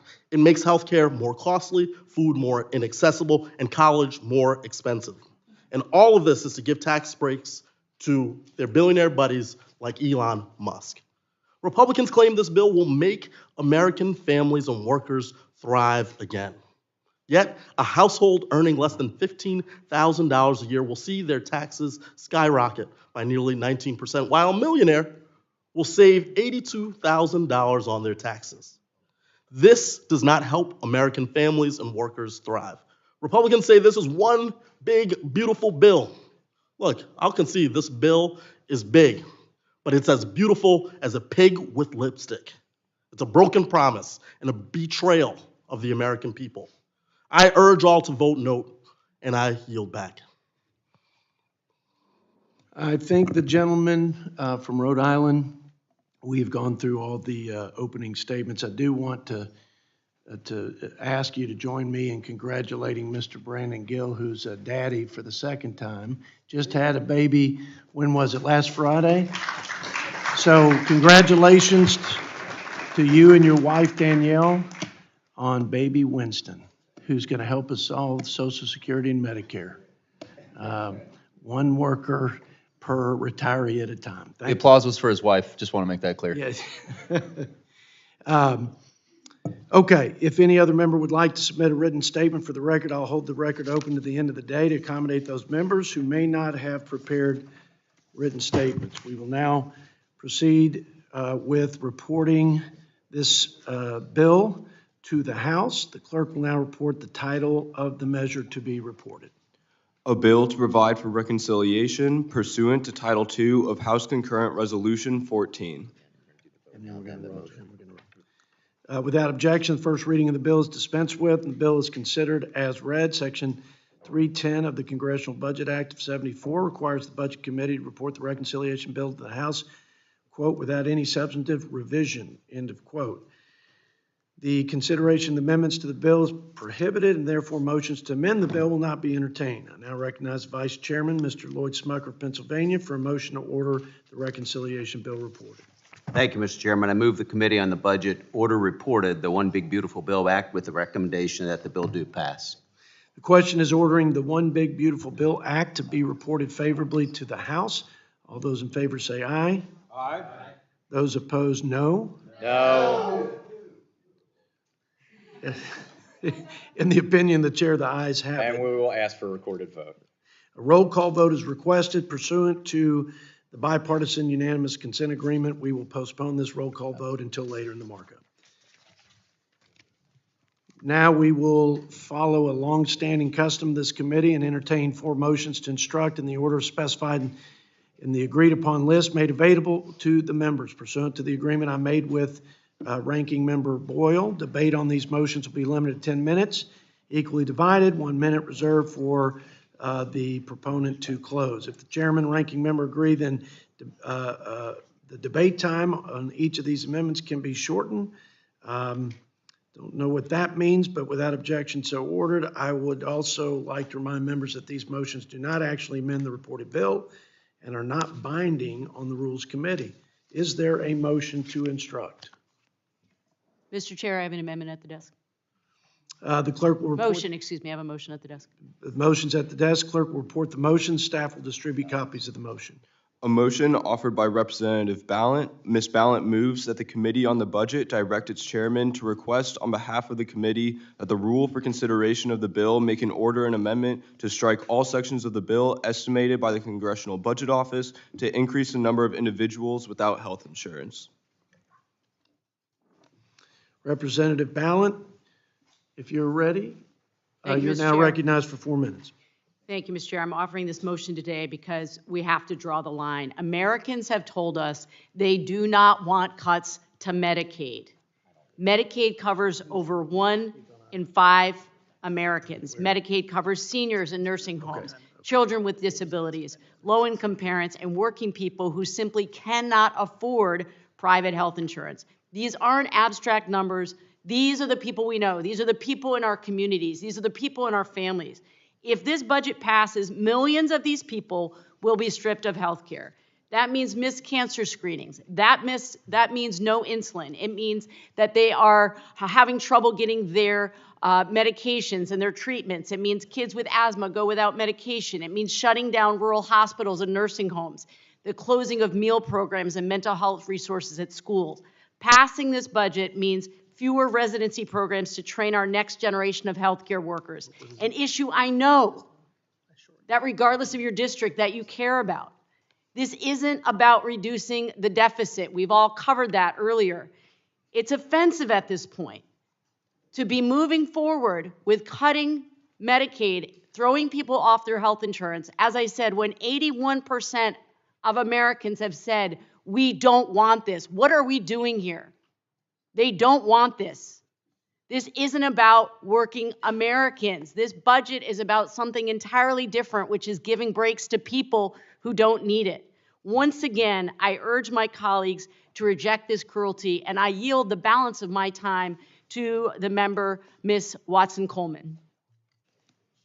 Mr. Chairman, I support everything that my colleague has just said. I think I just need to amplify the fact that this is one of the most torturous, mean, and cruel things that we could do to the neediest in our country. In my district alone, it affects 128,000 people, 60,000 of whom are children. This makes our country sicker. This makes our country poorer, and this creates a shorter lifespan for those who could be enjoying life more if we had the commitment to serving their needs through health care. This is not a privilege, this is a right, and Republicans are denying us our rights. I yield back. I thank the gentlelady, and now I ask if there are any members who would like to claim. Do you need? Oh, no. Okay.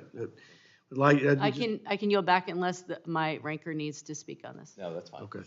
Are there any members who'd like to claim time in opposition to this motion? Mr. Chairman. Mr. Buddy Carter, who is the chair of the Healthcare Subcommittee on the Energy and Commerce Committee. The floor is yours for 5 minutes. Thank you, Mr. Chairman. You know, as Republicans have said from day one, we're committed to reducing waste, fraud, and abuse within federal health care programs like Medicaid. Why? Because every dollar that is wasted or lost to fraud or abuse is a dollar that should have been spent providing health care coverage to the most vulnerable, the Americans that Medicaid was designed to serve. Medicaid was designed to support America's most vulnerable. Low-income, pregnant women, children, those with disabilities, and the elderly, the aged, blind, disabled.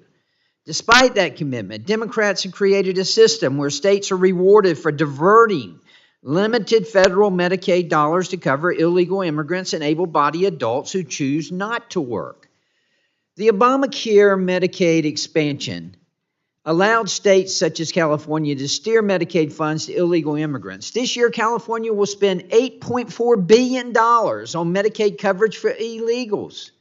Per the gentlewoman from Vermont's amendment, of the $7.6 million that CBO projects to lose health insurance, our colleagues at the Energy and Commerce Committee, which I serve on, report that 4.8 million are able-bodied adults refusing to work.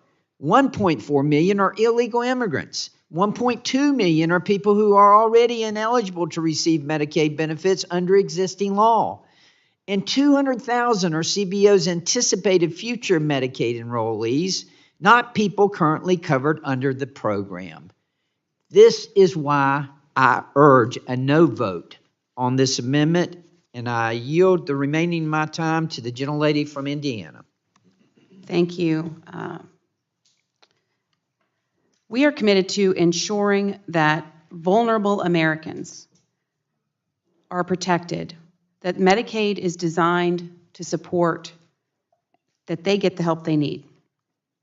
Every dollar spent on illegal immigrants and those refusing to work is a dollar not spent on people who need it most. It's a dollar taken away from the pregnant mother seeking necessary care.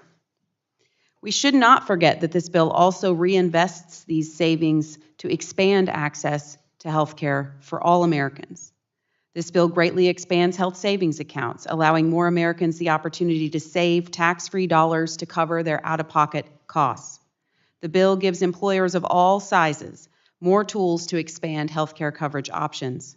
And the bill invests in new cures and physician pay to ensure that Americans can access high-quality health care at the pharmacy counter and at the doctor's office. Republicans are pursuing common-sense solutions to rein in waste, fraud, and abuse in federal health care programs like Medicaid. The bill ensures that federal health programs work for the most vulnerable by making sure taxpayer dollars are not siphoned off to fund illegal immigrants, fraudsters, and people refusing to work. And instead, it redirects those dollars to help taxpayers and improve access to affordable, high-quality health care. I urge a no vote, and I yield back. In the remainder of the time, I'd like to say a few words on this subject, because if you listen to my Democrat colleagues, you would think we were, gutting the program and throwing people off and leaving them uninsured. Here's the reality. The American people sent us here to steward their tax dollars, and they suspect we're not doing a very good job of it, and they're right. They also expect us to make sure that we have a sustainable safety net for the most vulnerable Americans into the future. It is nowhere close to being sustainable, like many programs in this government.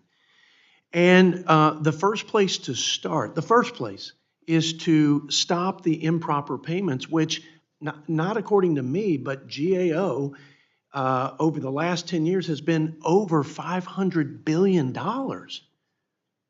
In 2023, it was $50 billion in 1 year. That's waste, fraud, and abuse. Tens of billions of those dollars in abuse have gone to people who are in this country illegally. Now, this is just one number, but according to Numbers USA, the total cost of social services to people here illegally is $9,000 per illegal immigrant. That's more than we spend on American citizens who are in need of the safety net of Medicaid. That is unconscionable. There are a lot of other reasons that I don't have time to articulate that we have to do the deep rooting out of waste in this program. And it's unacceptable that the largest means-tested welfare program of almost 100, with a total cost of about $1.5 trillion in the people's government, has no requirement for able-bodied people to work. That should be a baseline expectation for people who can and are able to work. So I'm proud of the work that my colleagues are doing. We can do more, but this is a good start, and I yield now for the closing comment of my colleague, Ms. Balon.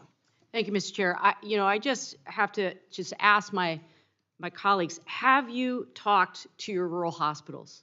Have you talked to your rural healthcare providers? Because I have been on the phone for months now. They are very, very concerned about cuts to Medicaid and how it will close rural healthcare facilities. Rural healthcare facilities are reliant on Medicaid dollars to stay open. And those of us who represent rural areas, you know, healthcare outcomes for people who live in rural areas are the worst in the nation. So whether you live in Vermont or whether you live in Kentucky or you live in rural Indiana, your rural healthcare providers need Medicaid dollars to keep those facilities open. So I urge you to think carefully before you support this budget, because you're hurting your own people back home and their access to healthcare. I yield back. Thank you. I thank the gentlelady from Vermont, and now the question once again is, the question now is on agreeing to the motion offered by Ms. Balon. All those in favor signify by saying aye. Aye. Those opposed, no. No. In the opinion of the chair, the noes have it. I ask for a recorded vote. A roll call vote is requested pursuant to the bipartisan unanimous consent agreement. We will postpone the roll call votes until later in the markup. Thank you. Thank the gentlelady. Now, is there a motion to instruct? Mr. Chairman, I have a motion at the desk. Motion is at the desk. Clerk will report the motion. Staff will distribute copies of the motion. Mr. Clerk.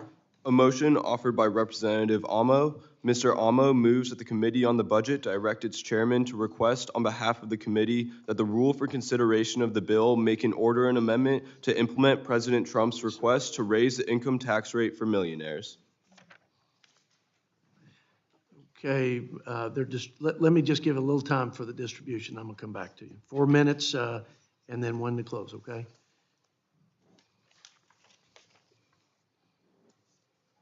Okay, Mr. Amo, if you're ready, 4 minutes, and then we'll give 5 to the opposing side if there is one, and then you'll close with 1 minute. Mr. Amo.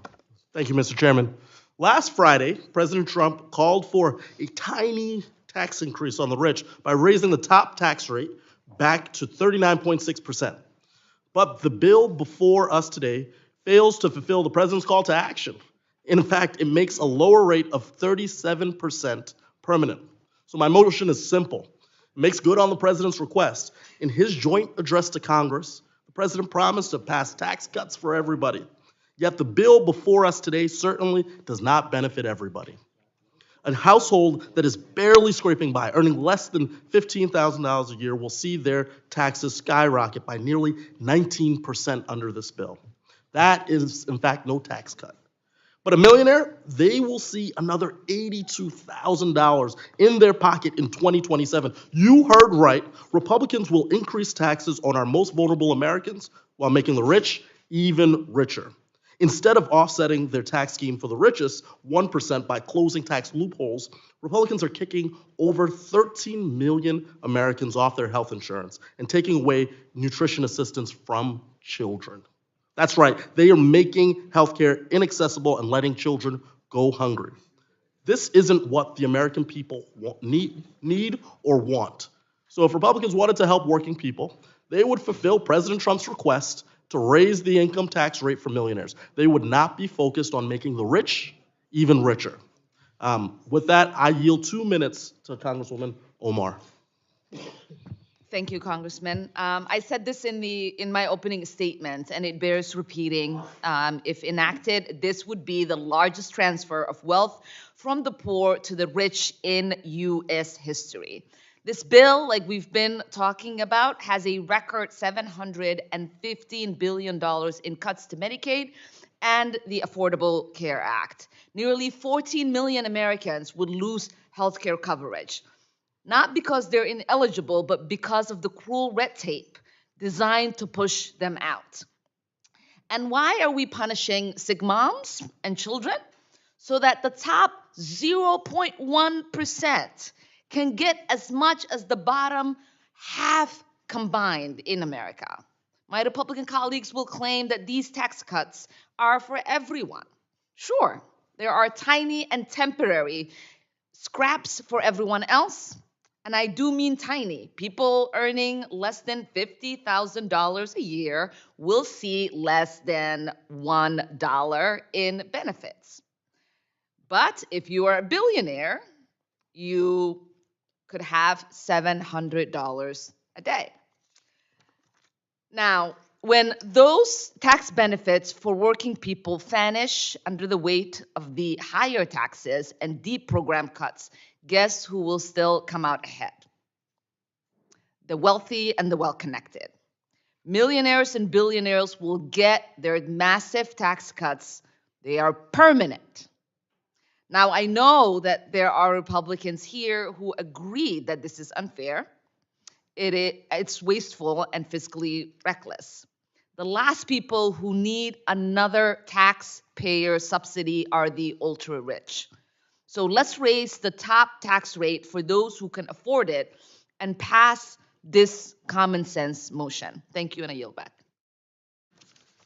I thank the gentlelady and ask if there are any members who wish to oppose. Mr. Chairman. Mr. Ron Estus from Kansas.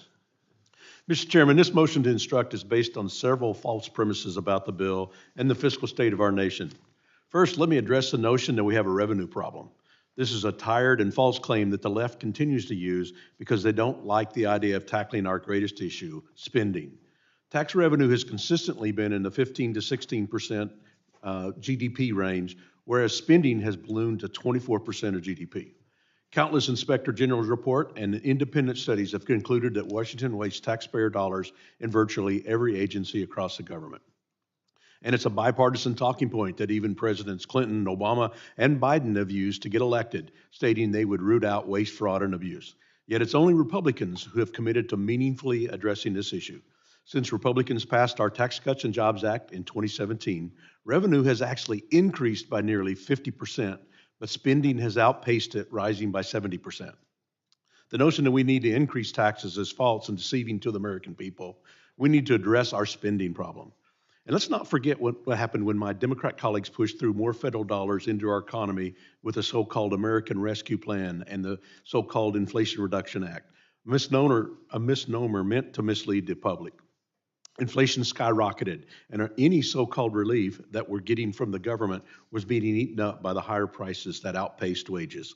Instead of rising taxes and redistributing wealth, the better solution is to simply let Americans keep more of their hard-earned money and keep inflation low.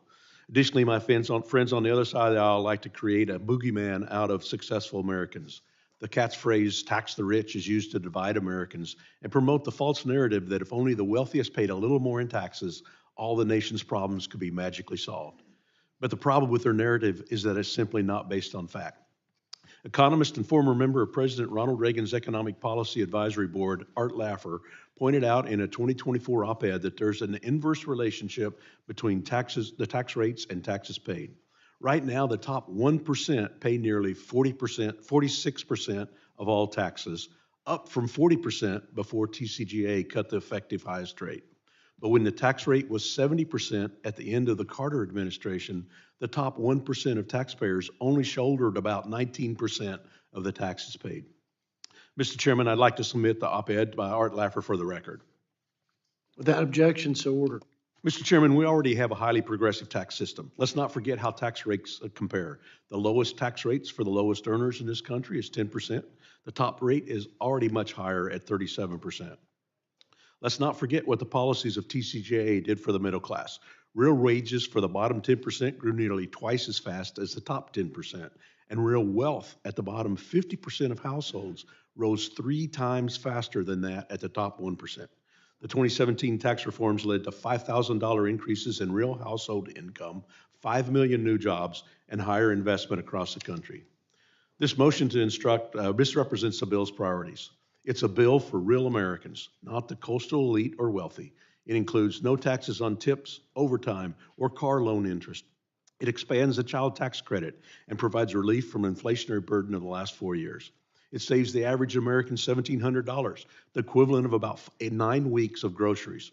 It increases real take-home pay for a median income household with 2 children by roughly $4,000 to $5,000, and it raises real wages by $2,100 to $3,300 per worker. Those making between $30,000 and $80,000 would pay around 15% less in taxes in 2027 under the Republican tax bill, the report by the nonpartisan Joint Committee Taxation shows.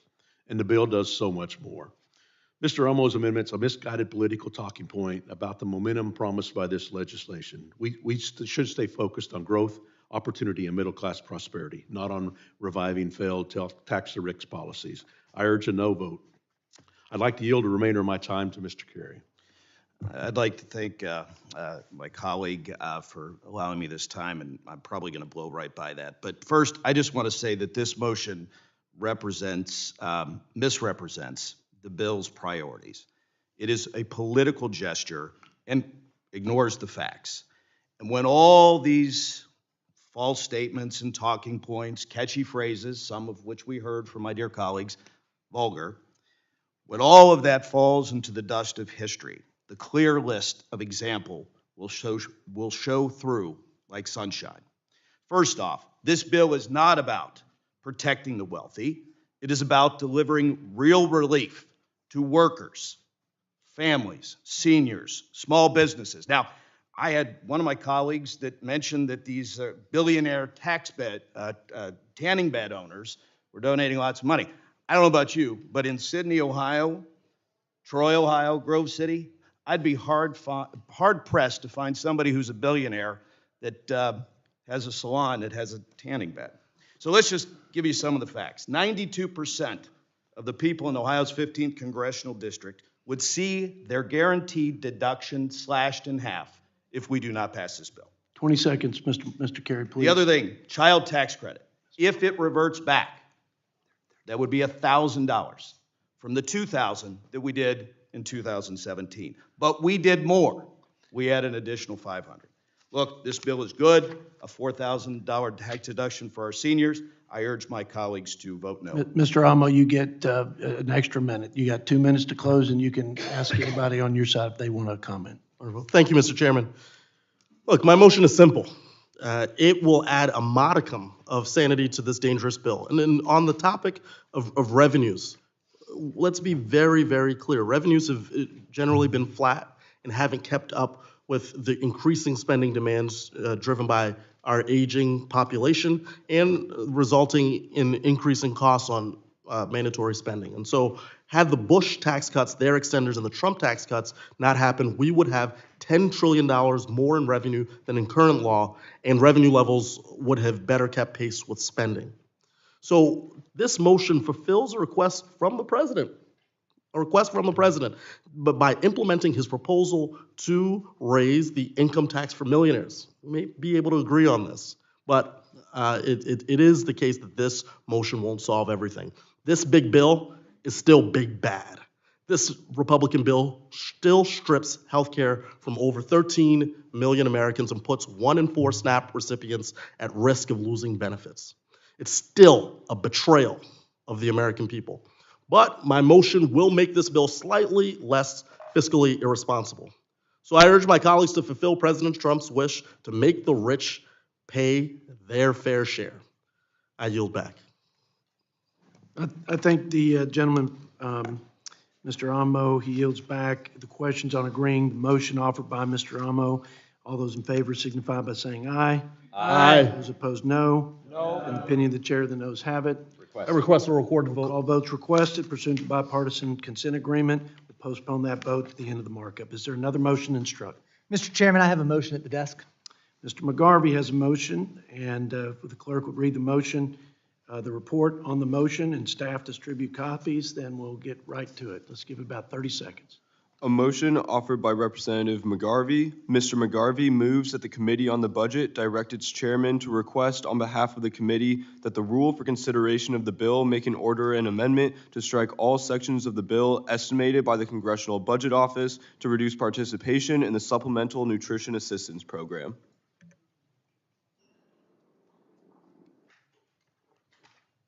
Mr. McGarvey, you have 4 minutes and then 1 to close. Thank you, Mr. Chairman. My motion instructs the chairman to strike every Republican provision that will kick Americans off SNAP, our nation's premier anti-hunger program. 115,000 people in Jefferson County, Kentucky woke up this morning not knowing where their next meal was going to come from.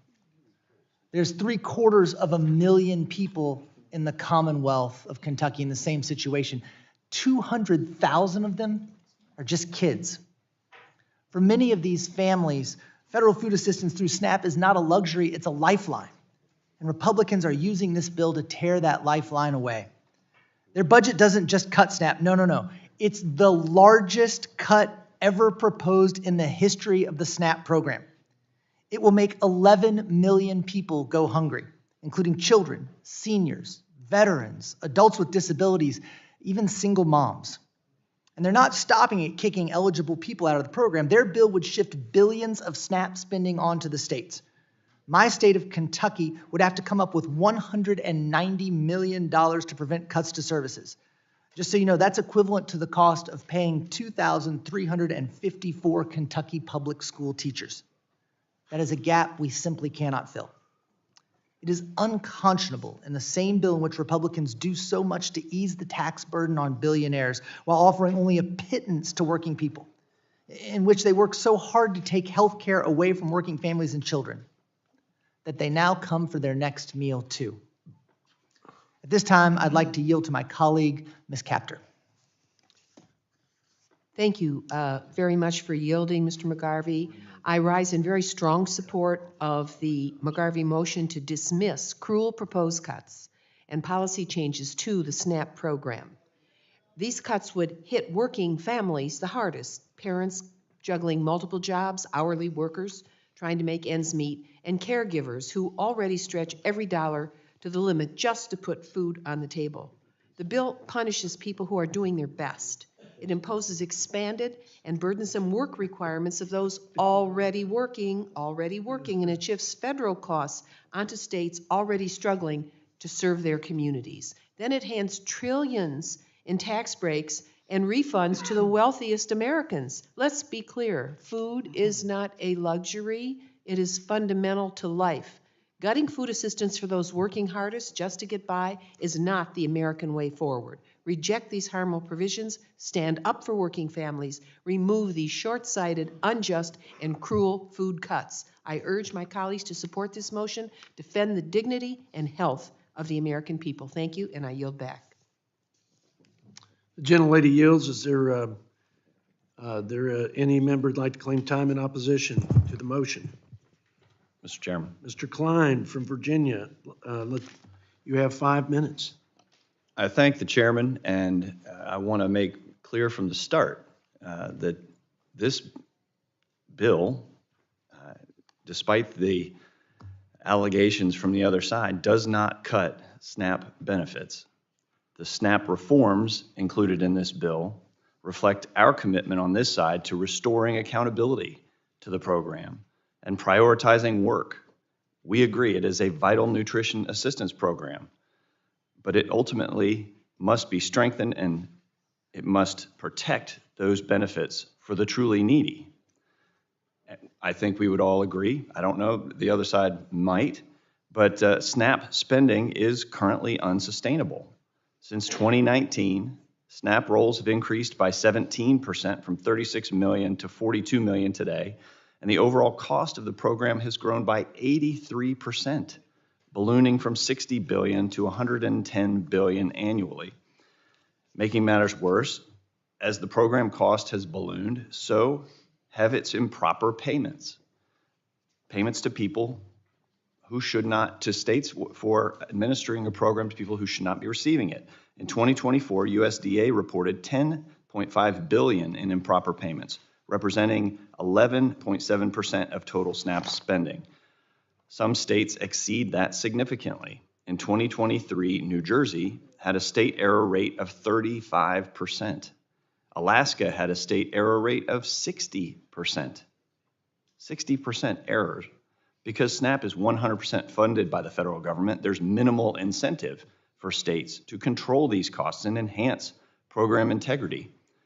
By introducing a modest cost share model, this bill would incentivize states to reduce fraud and would more closely align SNAP with federally funded state-administered programs.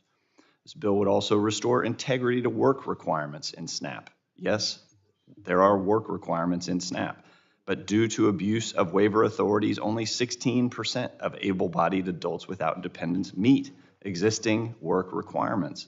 4 states, including California and Illinois, have full waivers in place, so no work requirements. This bill strengthens existing work requirements and closes loopholes to encourage work-capable households to make more responsible choices. And finally, let me reiterate, this bill does not cut benefits. The reforms included simply strengthen the program's integrity and ensure it's fulfilling Congress's original intent. The sections targeted by this motion are not arbitrary cuts. They are essential corrections, carefully considered and debated. This committee must ensure that SNAP serves the truly vulnerable, not sustain broken systems, as this motion to instruct would allow. So I urge a no vote, and I yield my time back to the chairman. That's 2 extra minutes. I'm gonna show some That'll make self-restraint. up for- I'm showing I'll make All up right, for all me right, not all right. managing it well. So, Mr. McGarvey, you got a minute to close, and then we'll go on to the next motion. Thank you, Mr. Chairman. We just heard contradictory statements. You heard someone say that there's going to be no cuts to SNAP, but then the spending isn't sustainable. So guess what they're going to do? They're cutting it. This bill cuts SNAP. More than a policy document. A budget is a moral document. It's not just a statement of our values, but a reflection of what and whom we value. On this question, I'm instructed by my faith. And my faith teaches me that when we reach that final judgment, we will be asked what we did for the least of our brothers and sisters. Whether when we saw a hungry man, we gave him something to eat. This bill fails that moral question. And I urge my colleagues to support my motion, to reject these cruel cuts to our premier anti-hunger program and help our kids and seniors. With that, Mr. Chairman, I yield back. The gentleman yields back. Questions on agreeing to the motion offered by Mr. McGarvey. All those in favor signify by saying aye. Aye. Those opposed, no. No. In the opinion of the chair, the noes have it. We request a recorded vote. A recorded vote is requested pursuant to our agreement. We'll postpone that vote until the end of the hearing. Is there another motion to instruct? Mr. Chairman, I have a motion at the desk. Ms. Gia Paul has a motion. The clerk will report the motion while staff distributes copies. So give us about 30 seconds. A motion offered by Representative Gia Paul. Ms. Gia Paul moves that the Committee on the Budget direct its chairman to request on behalf of the committee that the rule for consideration of the bill include a point of order prohibiting the use of a current policy baseline to estimate the effects of a future amendment between the House's or conference report on the bill. Ms. Gia Paul, you have 4 minutes, and then you'll have 1 minute to close. Thank you, Mr. Chairman. My motion calls for a point of order to prevent Republicans from using a budget trick to falsely lower estimates for the extreme cost of this Republican tax scam. They want to use a budget trick that assumes that the tax cuts from Trump's first tax scam extend permanently so that it seems like what they're doing today with this bill doesn't cost anything. But that's ridiculous. That's like the terrible auto renewal scams that flood your inbox, right? You get signed up for a subscription that you never wanted, you never agreed to, and you can't afford. And then they keep charging you for it afterwards, and then they tell you that maybe it's free because you paid for it before. No one buys that. It's a scam. See, they have a problem over there. They want to give the ultra wealthy billionaires, millionaires, and giant CEOs more tax breaks. That's clear. They've been yelling for years at the same time about fiscal responsibility, when in truth it's Republican tax breaks that always cause a giant deficit, increase in the deficit. And to be fair, they even have a few people over there who are at least intellectually honest in demanding that they don't want to increase the deficit. But the only way to do that and give these giant tax breaks to the wealthiest is to slash programs like Medicaid and to lie about what it's going to cost. So my motion just says you can't use a fake method. This is a giant budgetary trick to hide what the real cost of this is, all in service to the richest Americans. And I yield 2 minutes to Congresswoman Escobar. Thank you, Ms. Gia Paul. I am so grateful you're bringing this up. The American people need to understand just how bad this gimmick is, and there's still time for our Republican colleagues who claim to be all about fiscal responsibility to be honest. And I'm going to be speaking directly to the American people about this. And I want to give you an example of what it is they're trying to do. I want you to imagine, God forbid, you lose your job. And so your income is not coming in anymore because you've lost your job. So you go to your banker and you say, hey, Mr. Banker, I don't want you to count that loss of revenue or that loss of income when you're balancing my checking account. Let's just pretend it's still coming in and allow me to continue to spend. That's what this budgetary gimmick is about. They know that by giving the massive tax breaks to billionaires, they're going to lose that revenue, but they don't want the American people to know about it. So they've come up with this dishonest tactic in order to try to make these tax breaks permanent, which will ultimately cost every American because they're taking away your health care. They're taking away your nutrition programs. And the more that this big bill is out there, the more that economists can look at it. And just recently, the nonpartisan Penn-Wharton budget model released its report saying that Americans who make less than $51,000 a year would see their income decrease beginning next year and would lose about $700 a year. Meanwhile, the top 0.1% of Americans, including those making over $4.3 million a year, would gain $389,000 a year. You pay so that billionaires can have more yachts, more luxury vacations. In my state, 1 million Texans are going to lose their health care. Hospitals are going to close. Clinics are going to close. Nursing homes are going to close. And hardworking Americans will pay more. We are, thank you for this motion, Rep. Gia Paul. I strongly support it. I yield back. The gentlelady yields back. I'd like to take the time to oppose. I'll yield some time to Mr. Blake Moore.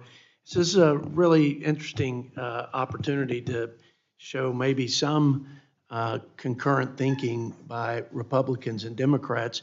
Here's the problem, and this is a very technical issue that's inside baseball in Washington, right? Current law, current policy, what does it mean? My best way to describe it is that, current policy assumes that a program or policy continues ad infinitum without any budgetary impact, even though the program would expire. Here's one of the problems with it. You got a bias towards tax policy because, for example, SNAP was just discussed. The cost of SNAP, I think somebody said now, is at over $100 billion a year. SNAP is treated and is accounted for as current policy. So when you're working on a farm bill, it's assumed that it will continue with no impact to the budget. I think it's wrong whether it's a tax policy or a spending policy. They should be treated equally, and they should be treated under law as if it's going to expire, because that's what we intended when we passed the law. And I think we would all do well to treat these things that way. And I think we would operate in a more fiscally responsible manner if we did. So there's sort of this issue of parity or inequitable treatment of tax policy versus spending policies. This issue, to be clear, is not of concern for our bill because we wrote our reconciliation bill under current law. We had a choice, but we decided that we would assume a growth rate, by the way, a growth rate under the annual average rate of Biden and Trump. So we assumed a conservative growth rate and said every dollar above that, where the tax has a cost, and by the way, that's pretty transformational as it is. A Republican saying there are costs to tax policy. And so we said dollar for dollar, we're going to offset that so that we don't just shift the tax cost to another generation, right? Because if you don't pay for things, you're deferring a tax on our children and grandchildren. That's one thing you all, as Democrats, ought to be proud of that we have attempted to do that hasn't been done, I don't know if ever, on our side and within our conference. Not all tax cuts pay for themselves. And if we want to make a policy permanent, whether it's spending or tax, pay for it over the 10 years. You pay for it over the 10 years, and listen, the tax policies like bonus depreciation, and I could go through the list of those that I think have the greatest impact on the economy. The greatest bang for our buck is to make them permanent and give that kind of business certainty. But we just can't do that out of thin air, and we cannot assume that it magically pays for itself. So I will tell you, and I feel strongly about this, and this is a message to my Senate colleagues, because they're the ones that will have to make the decision over there. It's more relevant over there at this juncture. Let's not use the Washington gimmicks and games to hide spending. There are so many ways we do that. We call things emergency spending that aren't emergency spending. We call changes in mandatory spending, but we're just shifting it around. It's a shell game. So if we're going to use current policy to give comparable treatment to spending policy, and if we're going to use it to give permanence, we should only do so, and we can only do so and claim that we're fiscally responsible if we offset the impact to the deficit. So I don't care what somebody says there's a impact to the budget according to CBO rules or Republican or Democrat rules.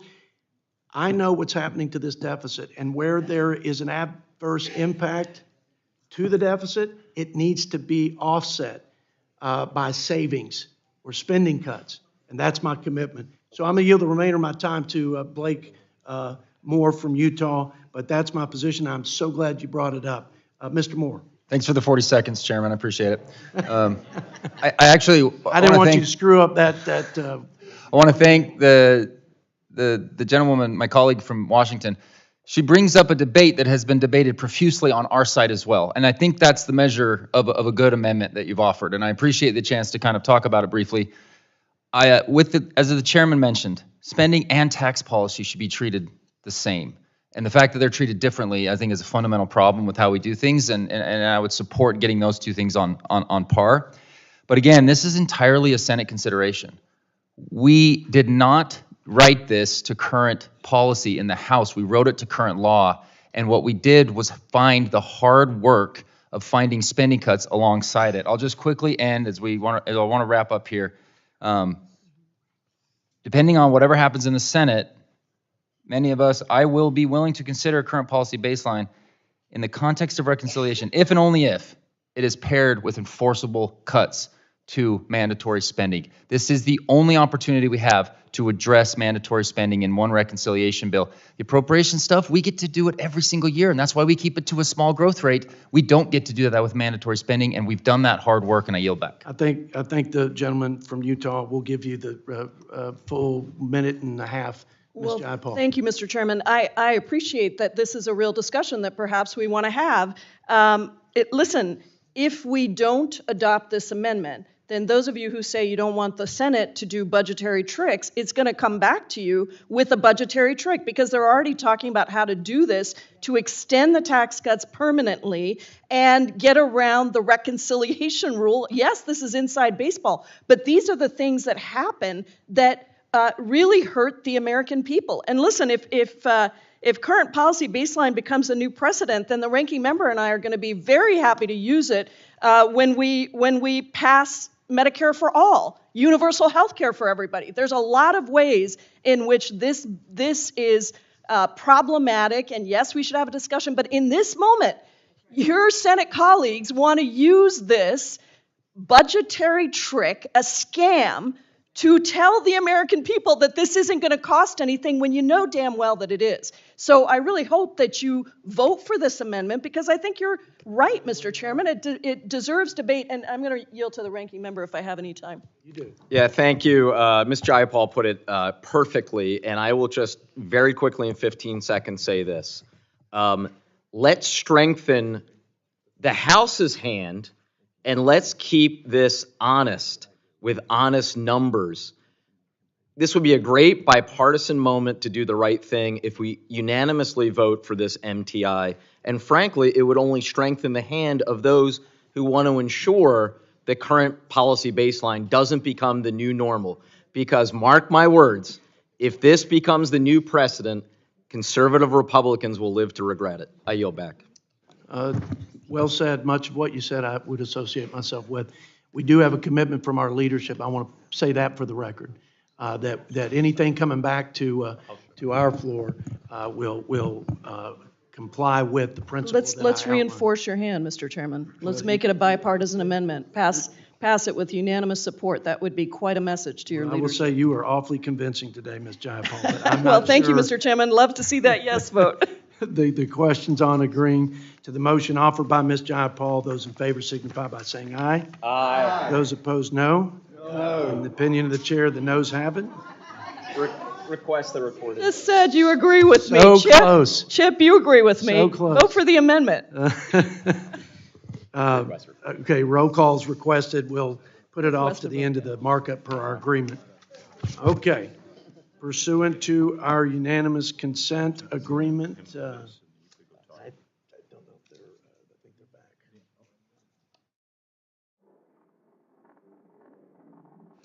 Pursuant to our unanimous consent agreement, the committee will now vote on the postponed roll call vote to favorably report the One Big Beautiful Bill Act to the House. The clerk will call the roll.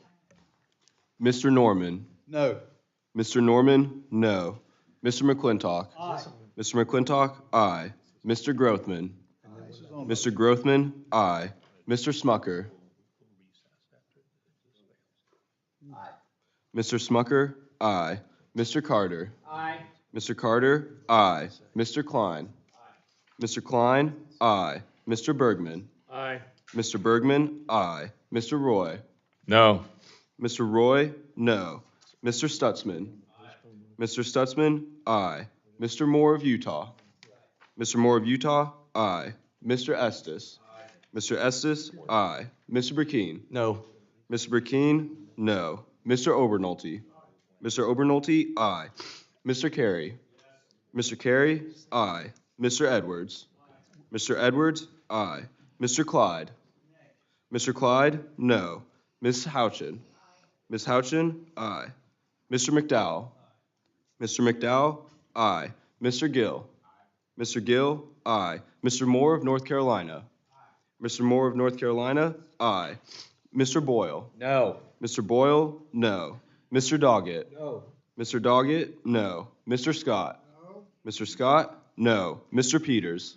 Mr. Peters? No. Mr. Panetta? Mr. Panetta? No. Ms. Watson Coleman? Ms. Watson Coleman? No. Ms. Plaskett? No. Ms. Plaskett? No. Ms. Escobar? Absolutely not. Ms. Escobar? No. Ms. Omar? No. Ms. Omar? No. Ms. Balon? Ms. Balon? No. Ms. Kaptur? Ms. Kaptur? No. Ms. Gia Paul? Ms. Gia Paul? No. Ms. Chu? No. Ms. Chu? No. Mr. Tonko? No. Mr. Tonko? No. Mr. McGarvey? No. Mr. McGarvey? No. Mr. Amo? No. Mr. Amo? No. Mr. Chairman? Yes. Mr. Chairman? Aye.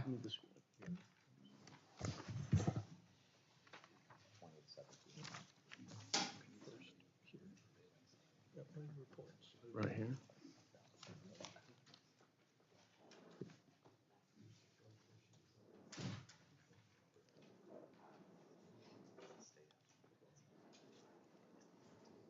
Mr. Chairman. The clerk will call the roll. I'm sorry.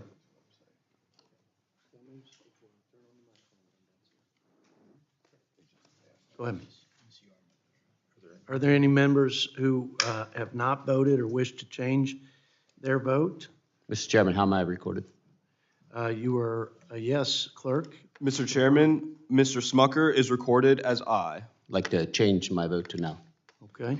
Mr. Smucker is off aye and on no.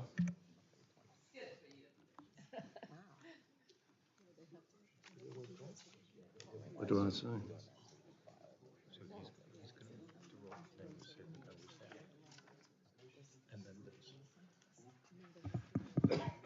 Any members still wish to change their vote?